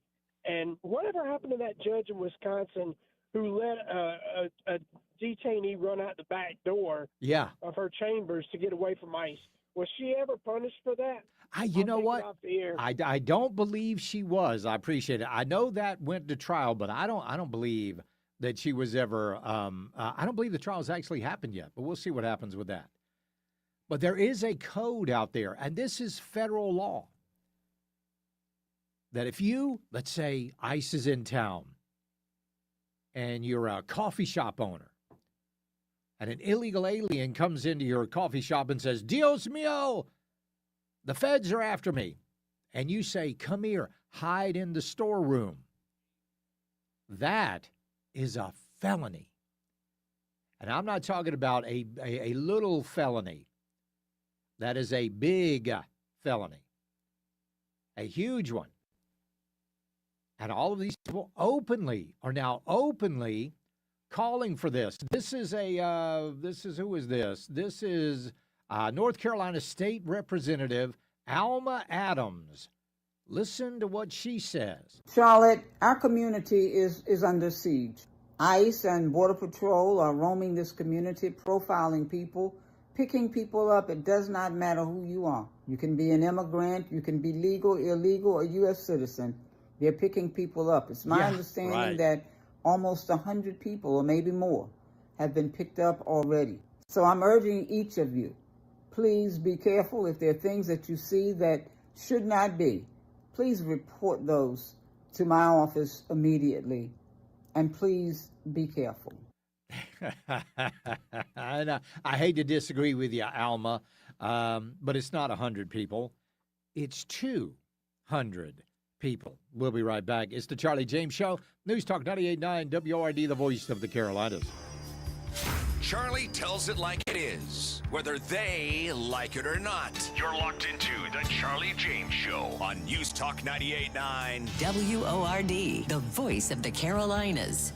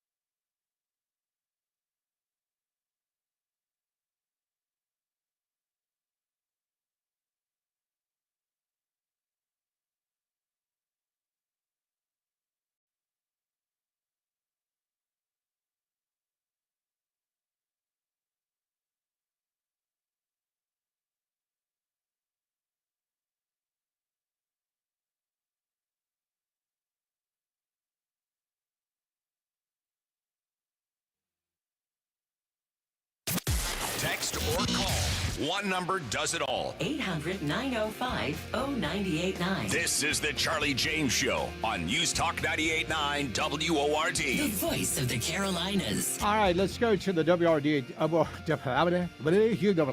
the WRD talk line. We'll talk to Joseph in Greer. How you doing, Joseph? Hey, how are you? I'm good, bud. What's up? Hey, that ding-a-ling that you played right before the break, first you said that they're profiling people. Yeah. And her next little bad breath moment, she said they're picking up everybody. Yeah. So are they profiling or Which are they one picking up is it? everybody? She Yeah. doesn't even know what she's talking about. No. She's just got her talking points and she's going to put them out there. It really is unbelievable that these people, I mean, like I said, the Democrats love criminals. They love crime. If not, they would want these people off the streets, wouldn't they? Well, you would think so, but Yeah. all they want to do is gripe, moan, and complain. Then when something happens, they blame racism. Yeah. Yes, that is the pattern. I appreciate it, Joseph. Let's go to Jeff in Hendersonville. How you doing, Jeff? Hey, Charlie. Hey, bud. All right, buddy. So, boy, there's a lot going on. Yeah. So that lady in Asheville, you know, if that's the position she's got, while I have a problem with it, you know, I'm all for people telling you exactly who they are. So if that's the position they support, please goodness tell everybody so that the people who are actually able to vote in that district can make an informed decision with whether or not they need to support you again. Yeah. Yeah. But, you know, and I also, you know, if the mayor or the chief or whatever, while it may be outside of the purview of local law enforcement to enforce immigration law, if they want to say we're not going to assist with arrests, whatever, you know, I see that's outside of your purview. That's cool. But if protesters are throwing rocks at vans and impeding law enforcement activity, it is well within their purview to start arresting people. Yeah. So they can definitely arrest people for assault and things like that. Now, if they're not Sure. doing that, like all this garbage you see in Portland, then that is a huge issue. Yeah. But did you see the news out of Charlotte today about Monday's school attendance? Yes. 15% of students stayed home on Monday. Well, they said it was approximately 30,000 of the 140 some odd thousand students. So that's actually just over 20%. And on average, they've got only about 10% out. So it's over double the amount of absences. But there were some elementary schools that had absenteeism rates of like 35%. Yeah. And that should tell you something. Yeah, it sure does. You're right, Jeff. I appreciate it, buddy. Now, the numbers that I got, I didn't get the 20%, but I had a little over 15% of students sat out on Monday. So that means of the 145,000 students in the Charlotte-Mecklenburg School District, 21,750 students stayed home. 21,750. Now, Charlotte-Mecklenburg School District has a budget of $2.1 billion a year. If you took 15% of those students that sat out and just assumed that they were the children of illegal aliens, that equals to $315 million that the taxpayers are paying for children of illegal aliens to go and get a free education. That's pretty amazing. So now you got all of these people. If you see somebody, you know, and they're calling for the protection of these illegal immigrants, criminal aliens, and they're in violation of 8 U.S. Code 1324 that says, knowing or in reckless disregard of the fact that an alien has come to, entered, or remains in the United States in violation of law, conceals, harbors, or shields from detection, or attempts to conceal, harbor, or shield from detection, such alien in any place, including any building or any means of transportation. If you encourage or induce an alien to come to, enter, or reside in the United States, knowing or in reckless disregard of that fact that such an entry, coming to, entry or residence, or will be, is or will be in violation of the law. That is a federal law. that these people are breaking. All of these sanctuary city mayors out there are in violation of 8 U.S. Code 1324, which says you cannot conceal these people. You cannot stop law enforcement from going after them. You cannot. It is illegal. Period. But they're doing it. Illegal aliens that cross our borders unlawfully violate federal laws, and yes, they've committed a crime. U.S. Code 8, Chapter 12, Subchapter 2, Part 8, Section 1325. Violations are punishable by fines and up to 6 months in prison. Repeat offenses up to 2 years. It is unlawful for a person or entity to hire an illegal alien. The employer violates federal laws and has committed a crime. What crimes? Title 8, Chapter 11, Subchapter 2. Illegal aliens that overstay their visas, they are in violation of federal law and have committed a crime. Let's go to Drew in Forest City. Drew, welcome. Oh, yeah, I was going to talk about the Charlotte schools. I used to live in Charlotte. Yeah. Off of Nations Ford. And Nations Ford Elementary, where my son went to school, was 94% Hispanic. 94%. Yeah, you can. That's on greatschools.org. But when he would come home from school and you'd ask him how his day was, he started speaking slowly because everybody else speaks Spanish in the school. So you'd say, "Hey, how was your day at school?" It was good. You know, so yeah. We had to move. We live in Forest City now, so it really is that many kids stayed out of school because of the information practice. That's unbelievable, Drew. Yeah, kids pick up on stuff like that. They do. Wonder when they're going to go to Asheville. Is Asheville next? Oh, please tell me Asheville's next. Oh, please. But, folks, I believe, and I told you this last night, I think this thing, because we saw that one trans person that attacked Border Patrol agents at a gas station. We know that rocks have been thrown. We know they're going to get violent. They're going to. And they're going to get violent in a tragic way.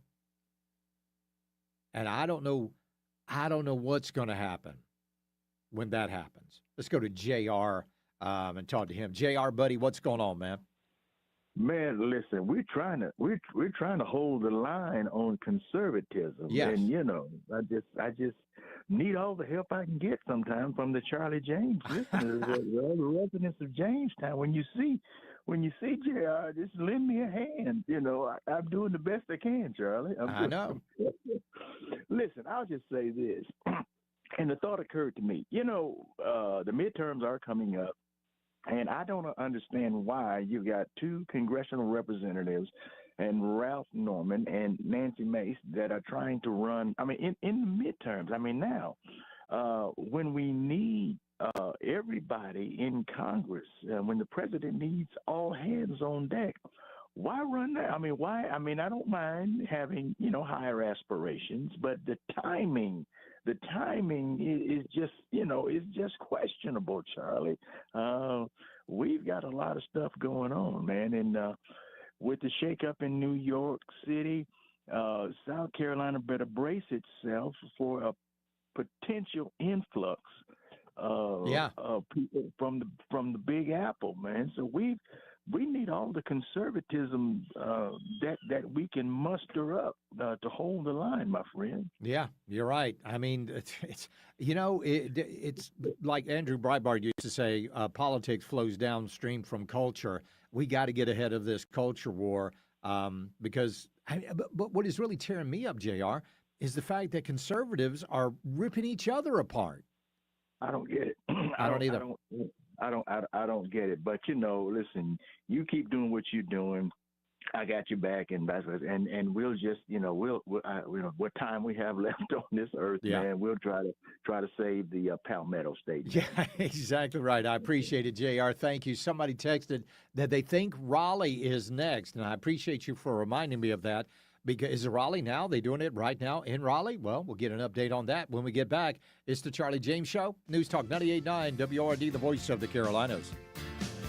Eyewitnesses wanted when you see news. Email news@989WORD.com.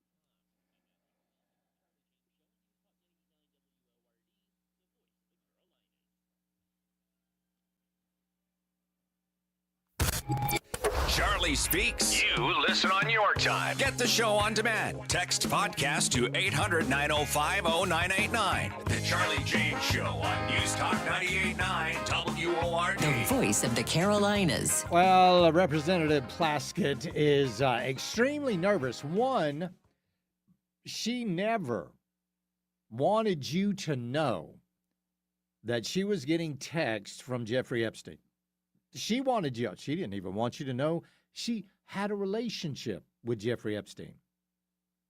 But Jamie Raskin says, no, this was just a constituent texting his representative.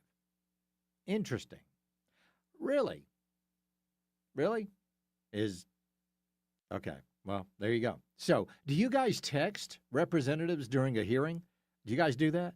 I mean, I've got several representatives. You got several representatives' numbers in my phone, and I don't text them during hearings. I certainly don't text them telling them what questions to ask or what follow-ups to ask. So they're looking at censuring Representative Stacey Plaskett, and she is very nervous, ladies and gentlemen. Mr. Raskin, to my former professor in law school, and I want to address the body. I first want to give you all a sense of what was happening that day. Everyone knows at that hearing in February, the entire country was watching. As Michael Cohen decided he was going to finally give up information about what was happening in the Trump world, the Trump enterprise. And at the beginning of that hearing, the ranking member, Jim Jordan, had the disrespect to Elijah Cummings, may he rest in peace and his name be a memory, after not allowing Mr. Jordan to shut the committee hearing down. And I turned to Mr. Jordan and told him to have respect for the chair and to basically shut up. And that moment went viral. And I began to get innumerable texts from friends, from foes, from constituents about what was happening in that hearing. And I got a text from Jeffrey Epstein, who at the time was my constituent, who was not public knowledge at that time that he was under federal investigation, and who was sharing information with me. Now, at that time, Jeffrey Epstein had actually been arrested and, he pled guilty to charges of soliciting prostitution and soliciting prostitution from a 14-year-old. Or let me rephrase that, conspiracy to solicit prostitution of a 14-year-old. You see, he had already been designated a sex offender when he sent her those text messages. And there she was, taking all that Jeffrey Epstein had to say. Now, remember, everybody knew about Jeffrey Epstein. Everybody knew. But nobody said anything. Because why? Because Jeffrey Epstein was a billionaire. And he was a donor. Right? And because he was a billionaire and a donor, the Democrats overlooked a lot of his misgivings, right? In fact, all you got to do is go back and look at Cindy McCain. Cindy McCain and what she said. It hides in plain sight. Epstein was hiding in plain sight. We all knew about him. We all knew what he was doing. But we had no one that was, legal aspect that would go after him. They were what? I'm sorry. What were they, Cindy McCain? Afraid of him. For what? They were afraid of him. Does that include your late husband, John McCain, Cindy? So there is Plaskett getting questioned from Jeffrey Epstein and trying to cover it all up. They are terrified. They have been exposed. And now they don't want you to know about it. Oh, let me tell you something. The last thing that Plaskett wanted was for you to find out that she actually had a relationship. And I don't mean like a he-she relationship, but she had some sort of a relationship with Jeffrey Epstein. So, pretty amazing. Pretty amazing. All right, we've been talking about North Carolina. We've been talking about ICE.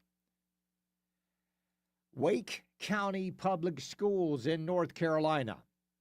Wake County Public Schools, North Carolina, just sent a message to parents. Listen to what it says.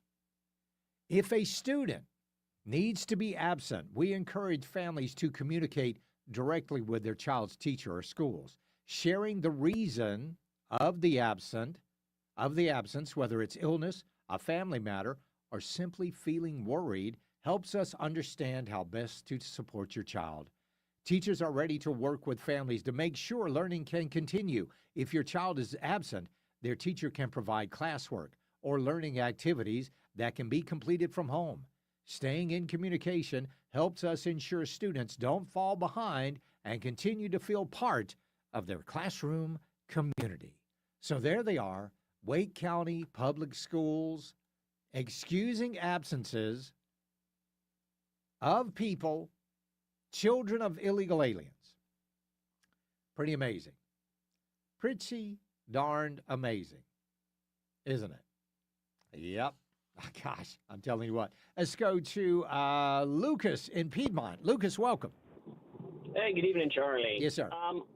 The big issue here that, now they seem to be on the defense with Plaskett is every time they seem to have Trump pinned to a wall with somebody that he's associated with, or any Republican in that matter, they're just like, well, there's photos and there's texts, there's emails.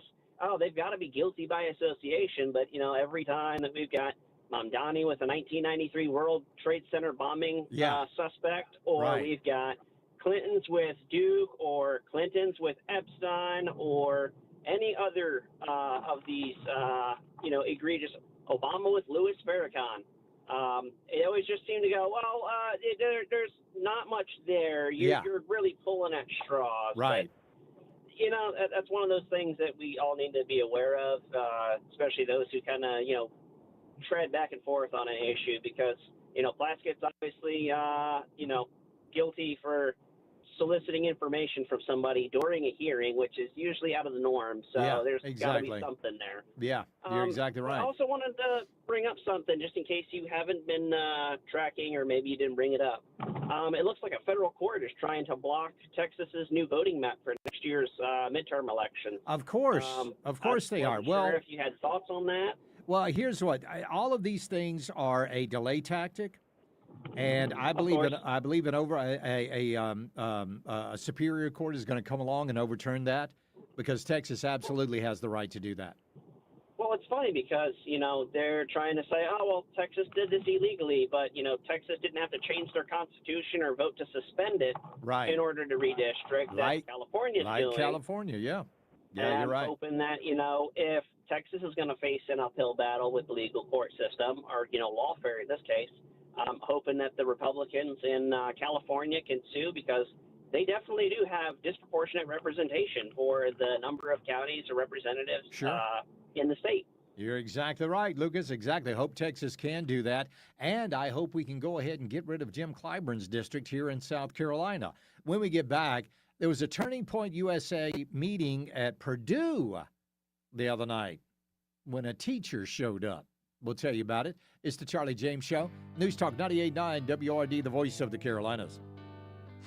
While others talk rough, Charlie stays smooth, like a perfect putting green. News Talk 98.9 WORD, the voice of the Carolinas.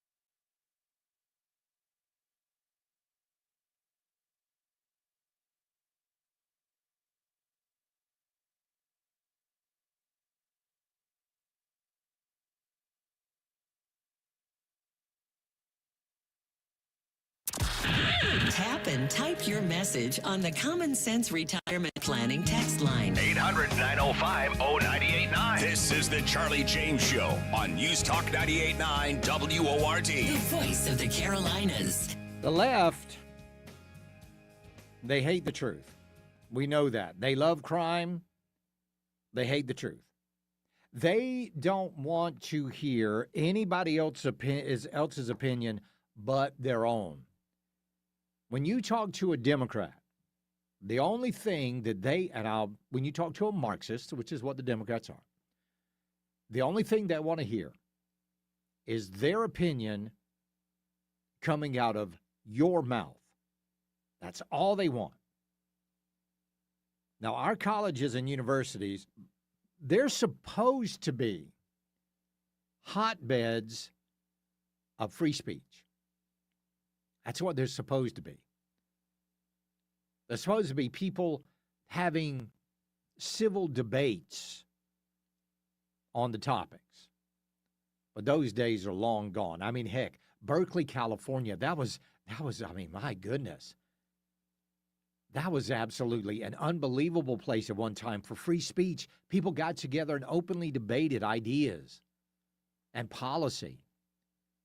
And for the most part, they did it respectfully. Now, what has changed? Have we changed? Have the conservatives changed? Or have the Democrats changed? Have the Marxists changed? Well, they have changed.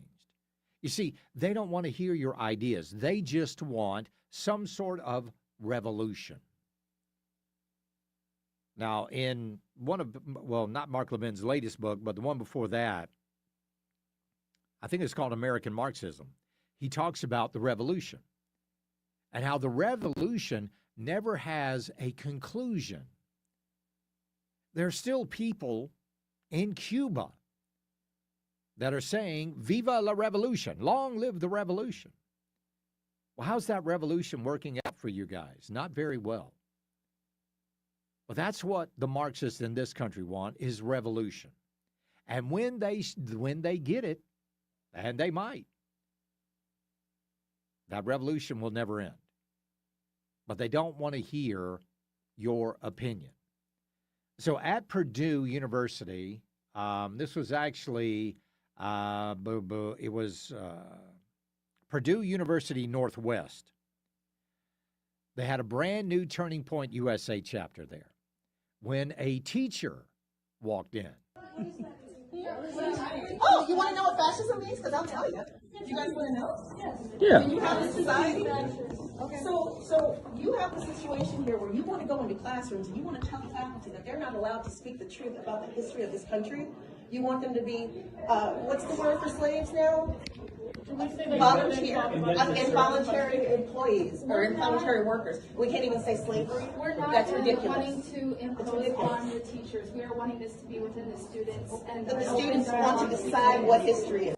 No. Okay, so she then goes on to call the members of Turning Point USA, Purdue University Northwest, fascist and racist. Fascist and racist. Now, could you even imagine a conservative member of faculty going into a liberal student union and even opening their mouths to those people? No. But the liberals, the liberal faculty, they think they are entitled to do that. Unbelievable. Let's go to Janice in Gastonia. Janice, welcome. Hey, Charlie. Hello. I wanted to check and see if you've seen the video that's going around of several past federal agents / military people that are in Congress now calling on military people not to follow Pete Hegseth and President Trump. Yeah, played that. I believe it might have been last hour we played that. It's unbelievable. Oh, I'm sorry. That's okay. I don't see how they can get away with that. That's just undermining our government to no end. I mean, regardless of who's in office, you need to show respect for it. Yeah, exactly right. And then they're getting together, telling members of the military, I appreciate it, Janice, telling members of the military not to follow direct orders. That's what they're doing. It really is unbelievable.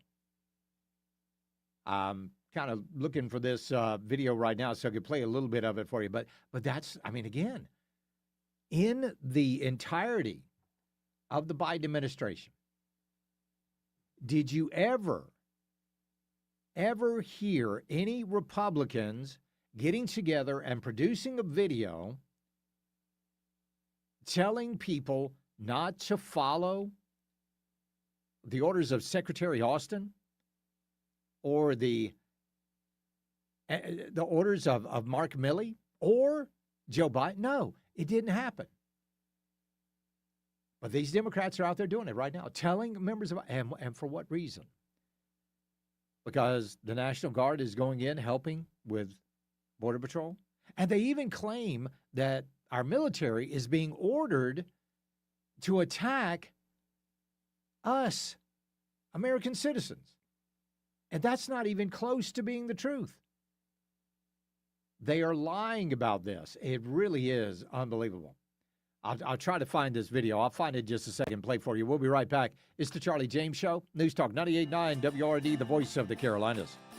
Get breaking news sent straight to your phone for free. Download the Odyssey app. Follow News Talk 98.9 WORD. Stay in the know with the voice of the Carolinas.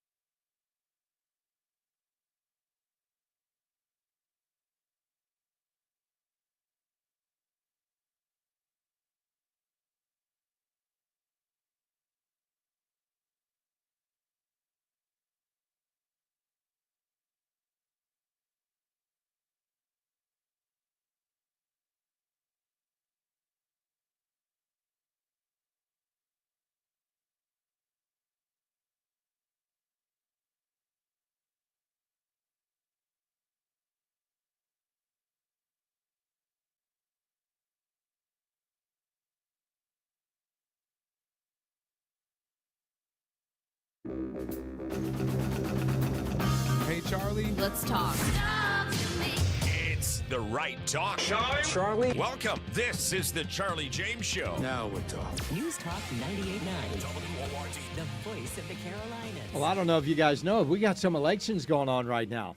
Yeah, right today, right now, happening right now. Let's run down a couple of these for you.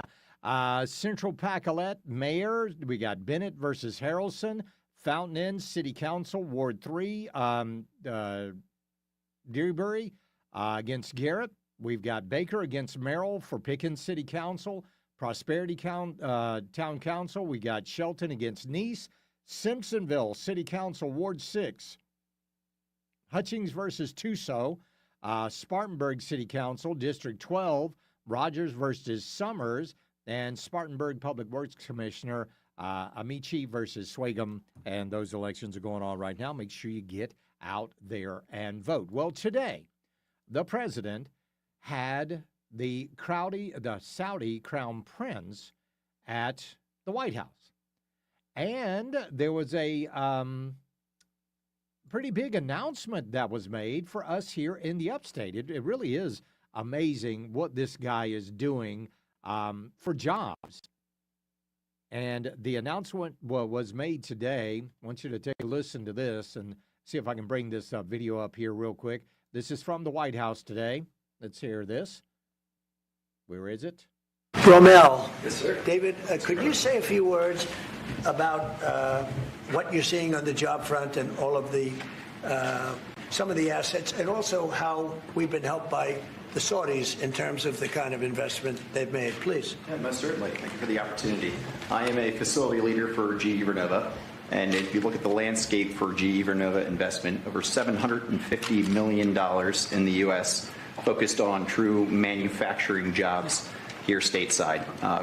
We're looking at tripling the output of our Greenville, South Carolina facility, where we make the gas turbines that are supporting U.S. needs as well as the Saudi Arabia needs. Right. So real jobs, $300 million in gas investment, resulting in over 500 pieces of new equipment being installed in the Greenville, South Carolina facility. That translates into roughly 1,800 jobs across the board for GE Vernova as we try to scale capacity to be able to meet this demand. Along with that, we're partnering with local communities to build the skill set that's required to meet these capacity needs. So that talent pipeline is incredibly important. So it's real jobs in the manufacturing space. 1,800 jobs they're talking about coming to the Greenville area. Overall, Saudi investment in the United States, $750 million in American manufacturing, $300 million for new gas turbine investment in Greenville. They are tripling the production of this South Carolina plant. 500 pieces of new equipment are being installed. 1,800 real American manufacturing jobs. We're talking about a skilled workforce pipeline with local communities here in the upstate.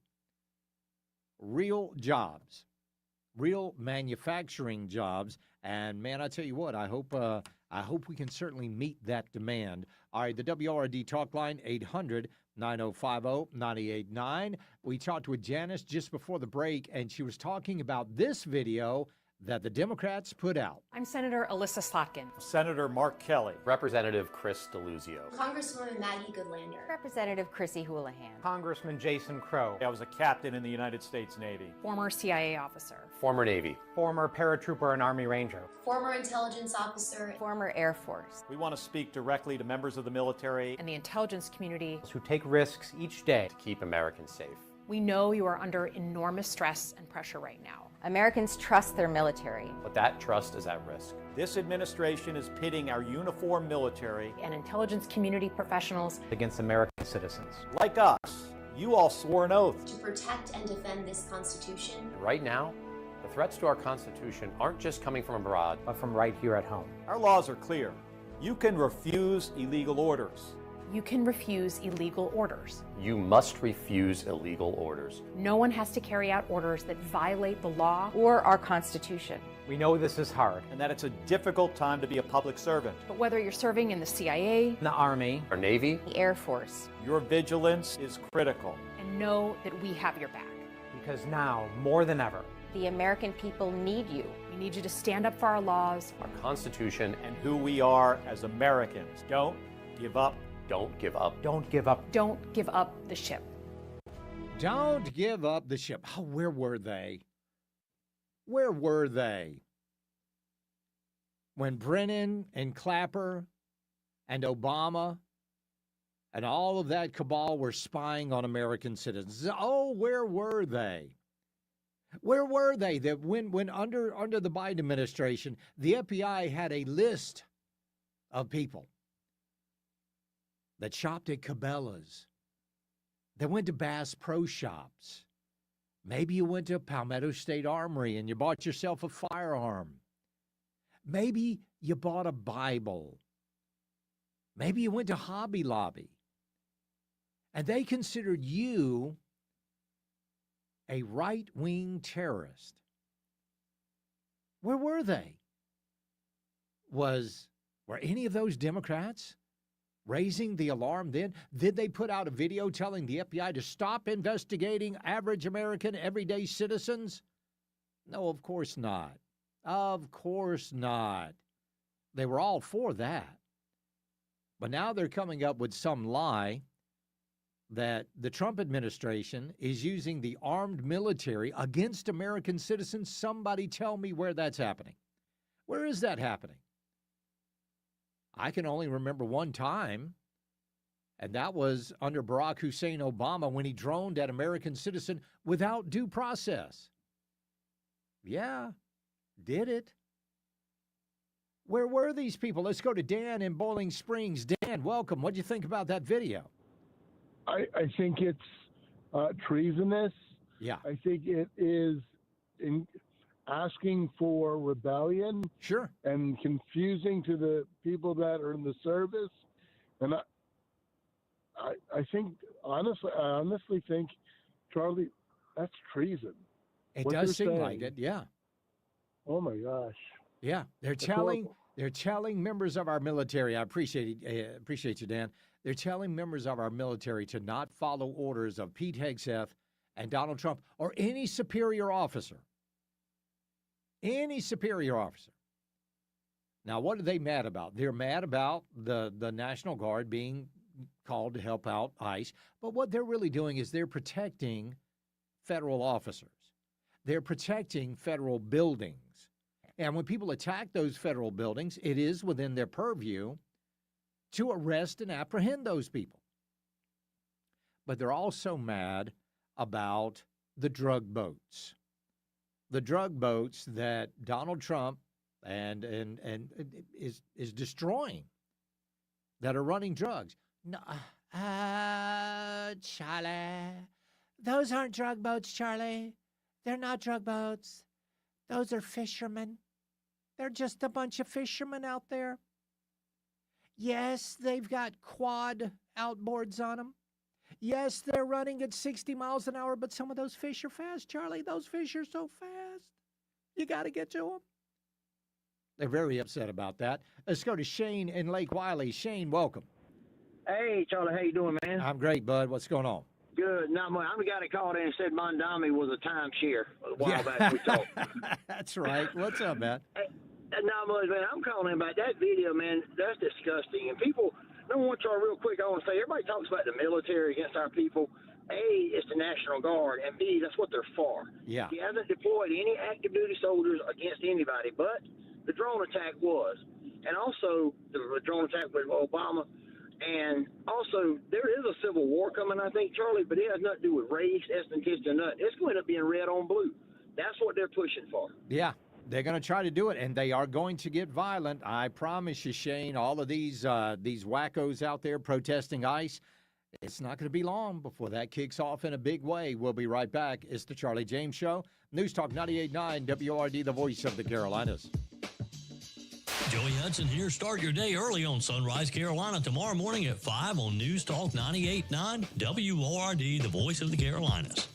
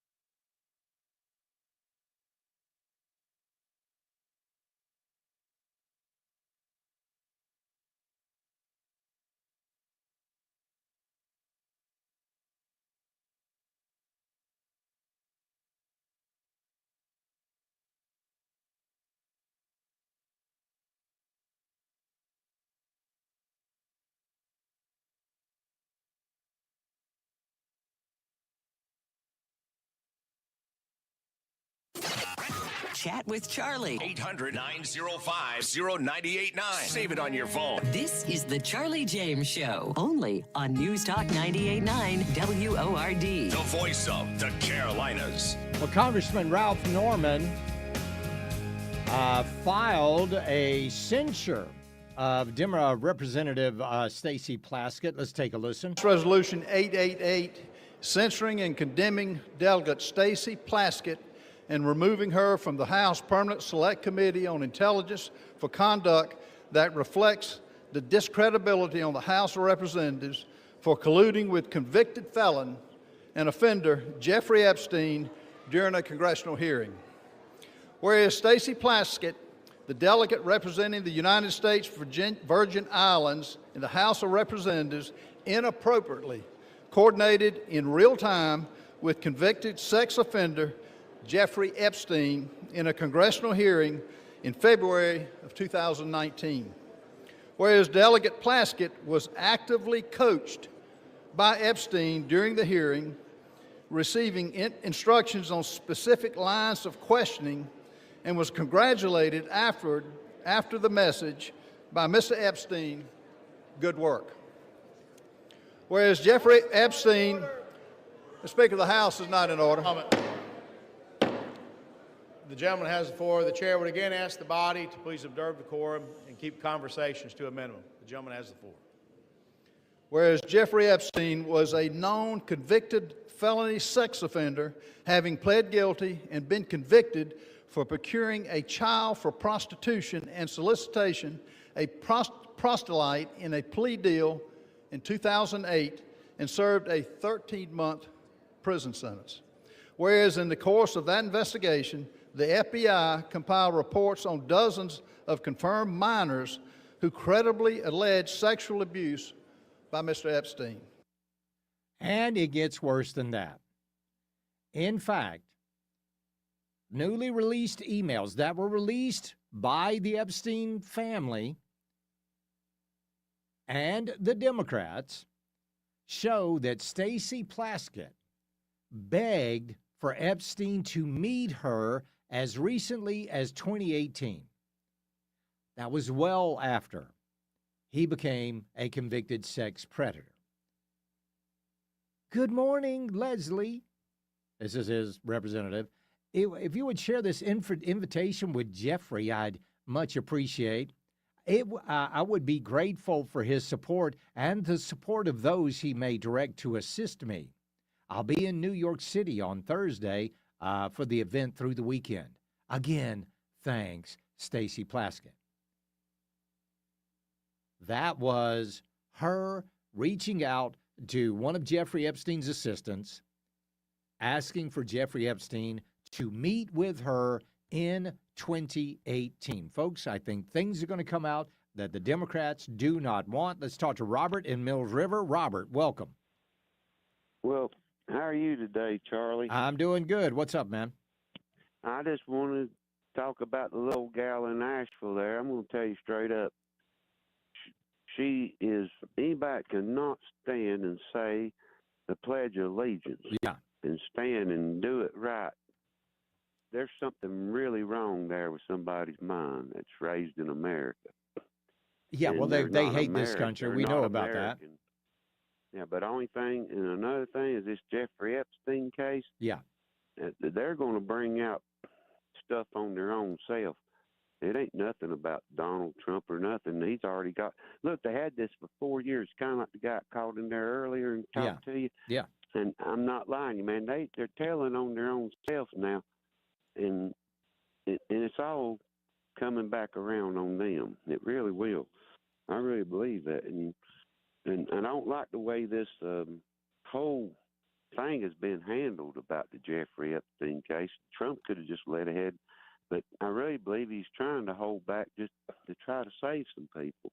Well, you know, there's a lot of stuff in there that I mean, there were a lot of could be, and that's the thing. I appreciate it, Robert.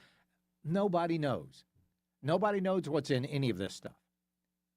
Nobody knows how many victims or even alleged victims are there. Nobody knows how many of the Johns are. No, we don't know anything about these files.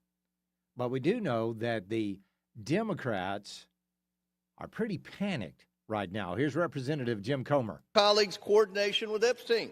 Another email shows Democrat fundraisers invited Epstein to an event or to meet privately with Hakeem Jeffries as part of their 2013 effort to win a majority. So Hakeem Jeffries' campaign solicited money from Jeffrey Epstein. That's what we found in the last document batch. The files underscore why former President Trump must appear for his deposition. We've subpoenaed him. To date, the Democrats have done nothing to help us secure his appearance. I support full transparency. The Oversight Committee will continue to work to get the truth to the American people and to get justice for the victims. That's our goal of this investigation. With that, I yield back. So the Democrats are so wrapped up in trying to hang something on Donald Trump, they might just hang themselves. Could you imagine? These people are saying, oh, Donald Trump had anything to do with Jeffrey Epstein? Now you've got Plaskett and you've got Hakeem Jeffries wanting to meet with the guy to fundraise. This is rich. This really, I mean, you want to talk about the pot calling the kettle black. That's what's going. I think it's going to bite him right square in the butt. I really do. I really do. So, hey, Charlie, I used to be stationed at Fort Leavenworth, Kansas, where the U.S. military's top prison is. Those who disobey orders will probably spend decades there. Have fun, he said. Yep, I agree. Charlie, court-martial them if they disobey direct orders. And that goes back to that, that video that was released by the Democrats saying that if you're a member of the military, you should defy direct orders. All right? Hey, Charlie, and one of the things I said was one of the problems that they have was us blowing up these drug boats. And I noticed something about these boats. I mean, I don't know. And this text kind of sums it up here. Charlie, how can you fish without any fishing equipment like outriggers or any kind of nets or fishing gear on board? The aerial view of these boats show tons of drugs visible, which are not even covered up to conceal. The only items in the boats are drugs and crew. Perhaps we need to check their fishing licenses in international waters. Yeah. I mean, living down in Charleston, I saw a lot of fishing boats. None of them looked like that. And all of them had outriggers on them. So, yeah, not buying the whole these are innocent fishermen that are all of a sudden getting the big kaboom. We'll be right back. It's the Charlie James Show. News Talk 98.9 WORD, the voice of the Carolinas. He's got a mic, a mission, and no time for nonsense. It's the Charlie James Show on News Talk 98.9 WORD, the voice of the Carolinas.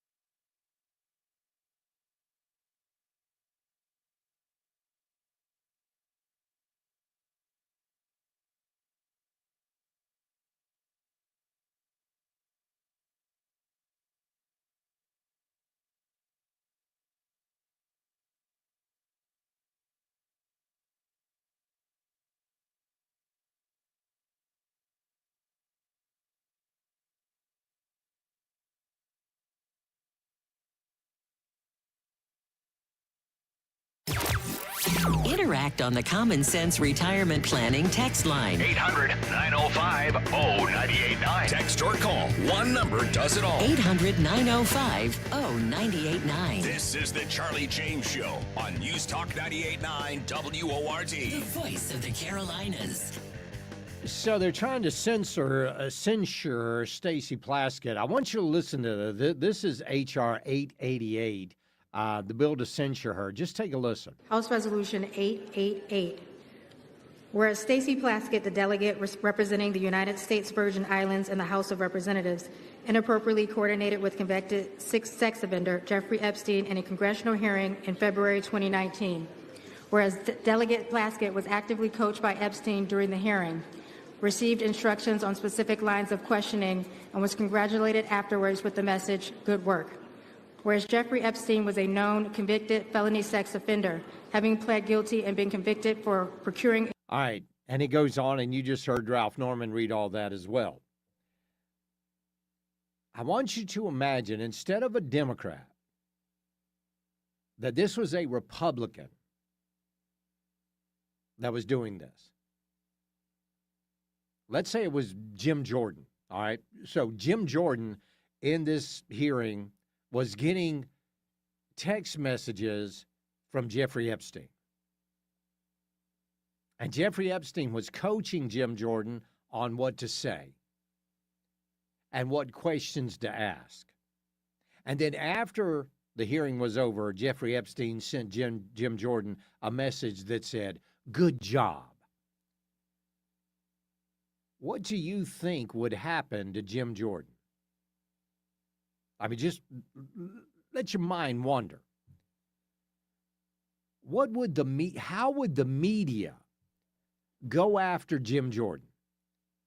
What would the media be looking into in regards to Jim Jordan and his relationship with Jeffrey Epstein? It would be nonstop coverage. It would get to the point where Jim Jordan would be forced to step down from the House of Representatives. That is exactly what would happen. And not just Jim Jordan, any Republican would be forced to resign, not just censured, but be forced to resign. In fact, they would take a vote to kick them out. That's what they would do. But now the people over on the left are defending their own in Plaskett. That's unbelievable. It really is.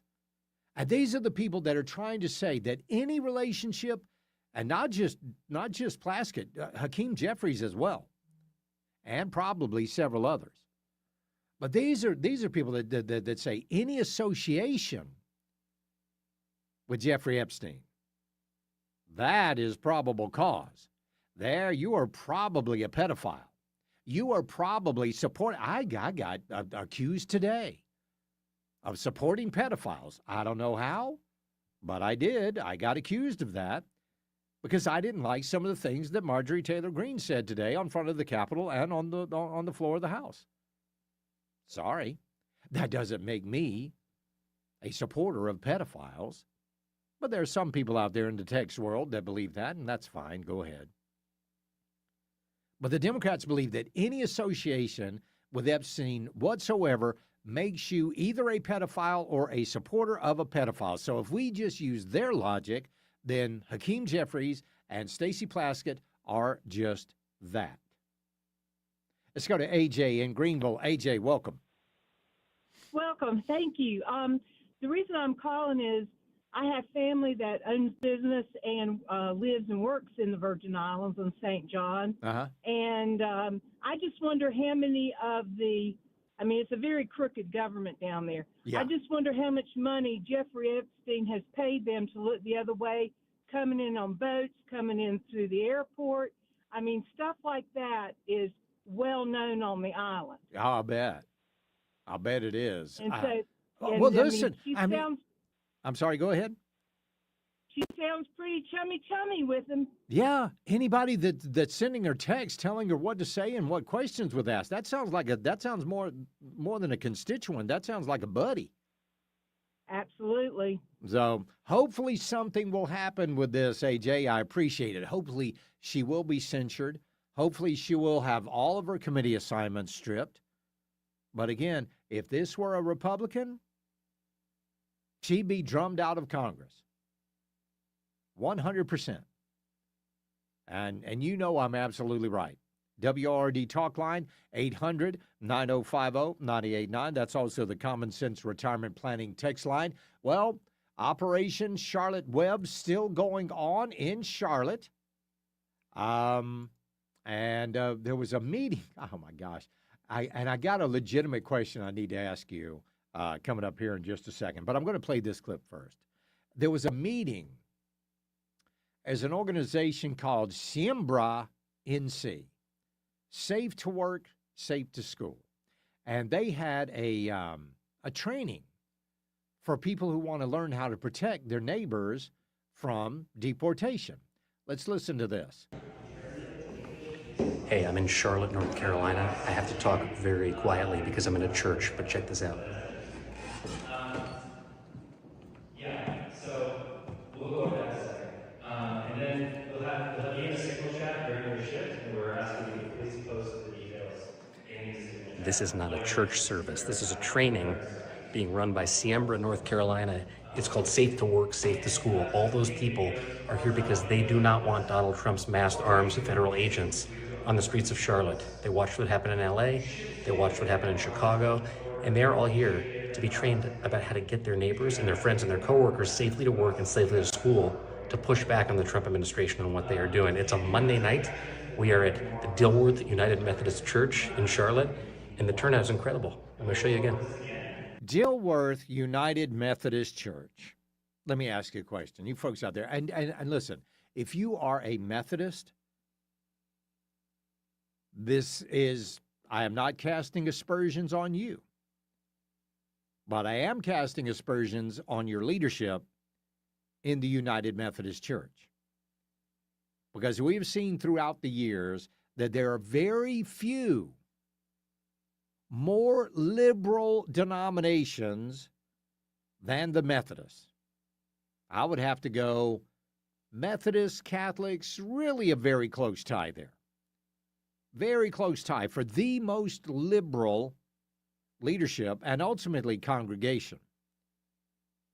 So what is it about the United Methodist Church that makes it so liberal? I'll let you guys answer that question. We'll be right back. It's the Charlie James Show. News Talk 98.9 WRD, the voice of the Carolinas. This is the Charlie James Show. The right talk. Now more than ever on News Talk 98.9 WORD. The voice of the Carolinas.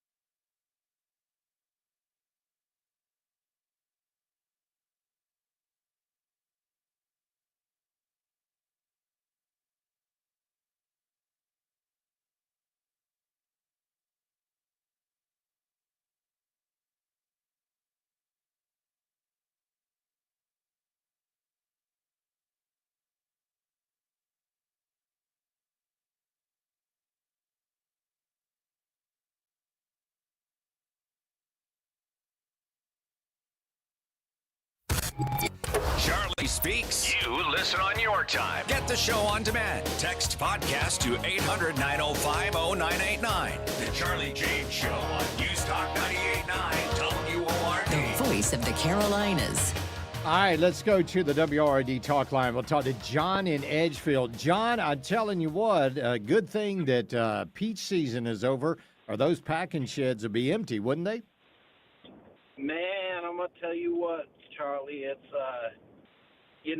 my son works at Sarah's, and, they're packing them all off, and he said they're having a big going-away party for, the workers. Yeah. And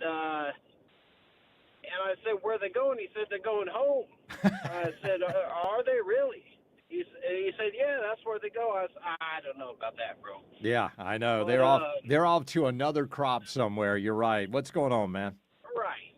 Nada, man. I was just calling about this, ridiculous theatrical video these Democrats make, dude. And they talk about, like, they're talking to our brothers and sisters in uniform, but they're not talking to them, Charlie. They're talking to the people that they want to hear them. They think that they have this massive base, and they got a bunch of crazy people that listen to them, but I don't think it's as many as we think. Yeah. But the video makes it sound like they're talking to the military. Right? The military doesn't care about what they have to say. For the most part, they got a job to do. And they don't care about what these reps have to say in their, little videos.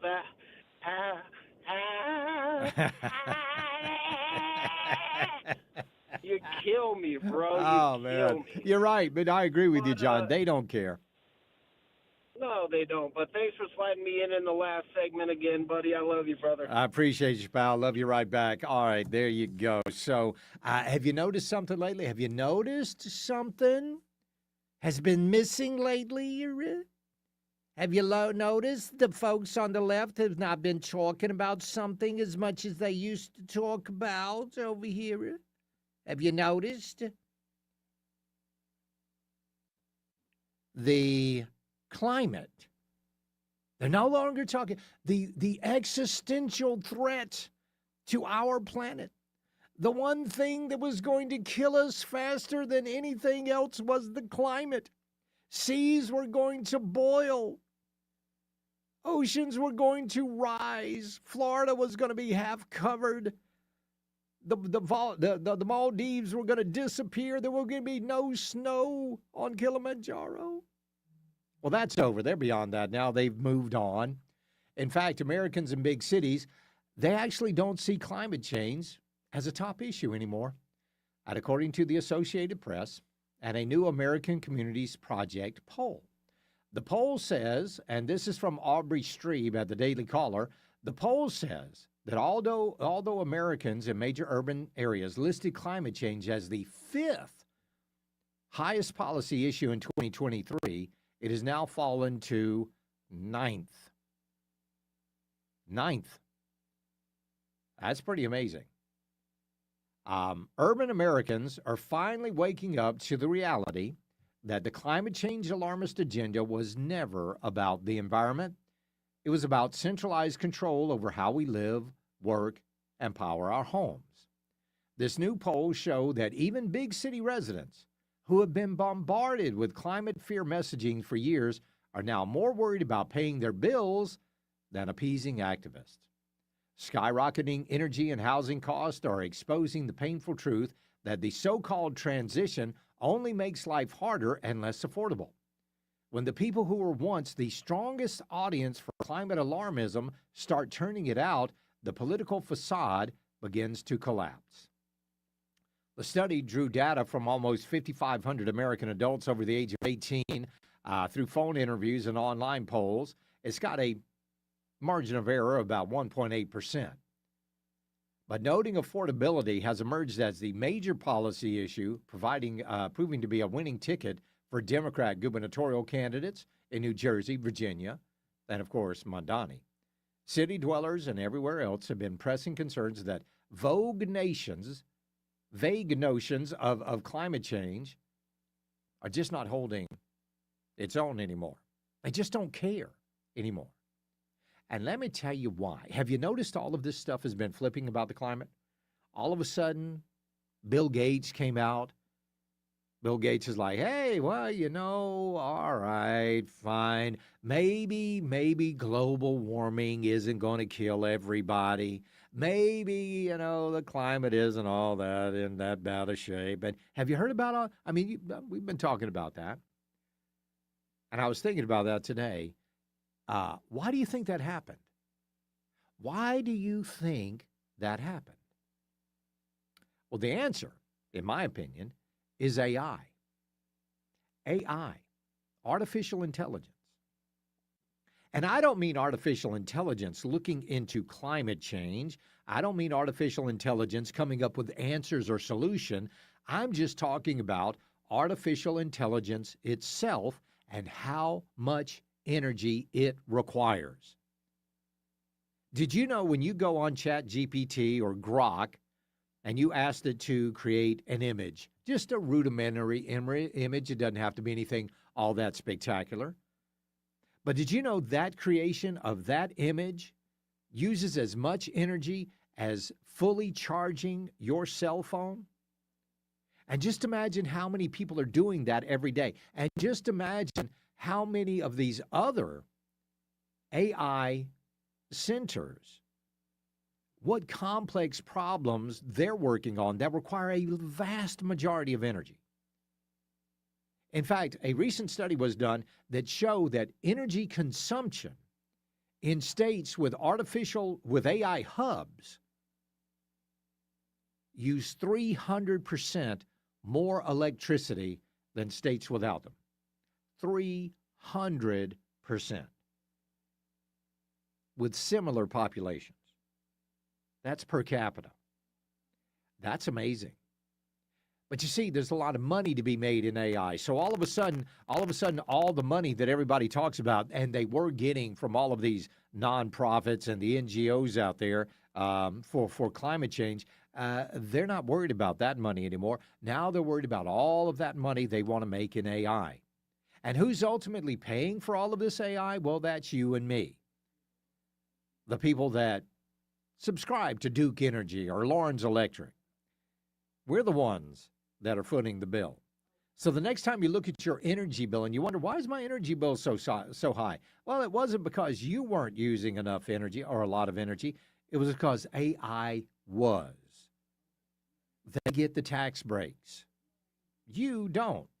They always pass it on to the consumer. All right, folks, we're going to get out of here. Y'all have a lovely, lovely evening. We will see you right back here tomorrow. We love you.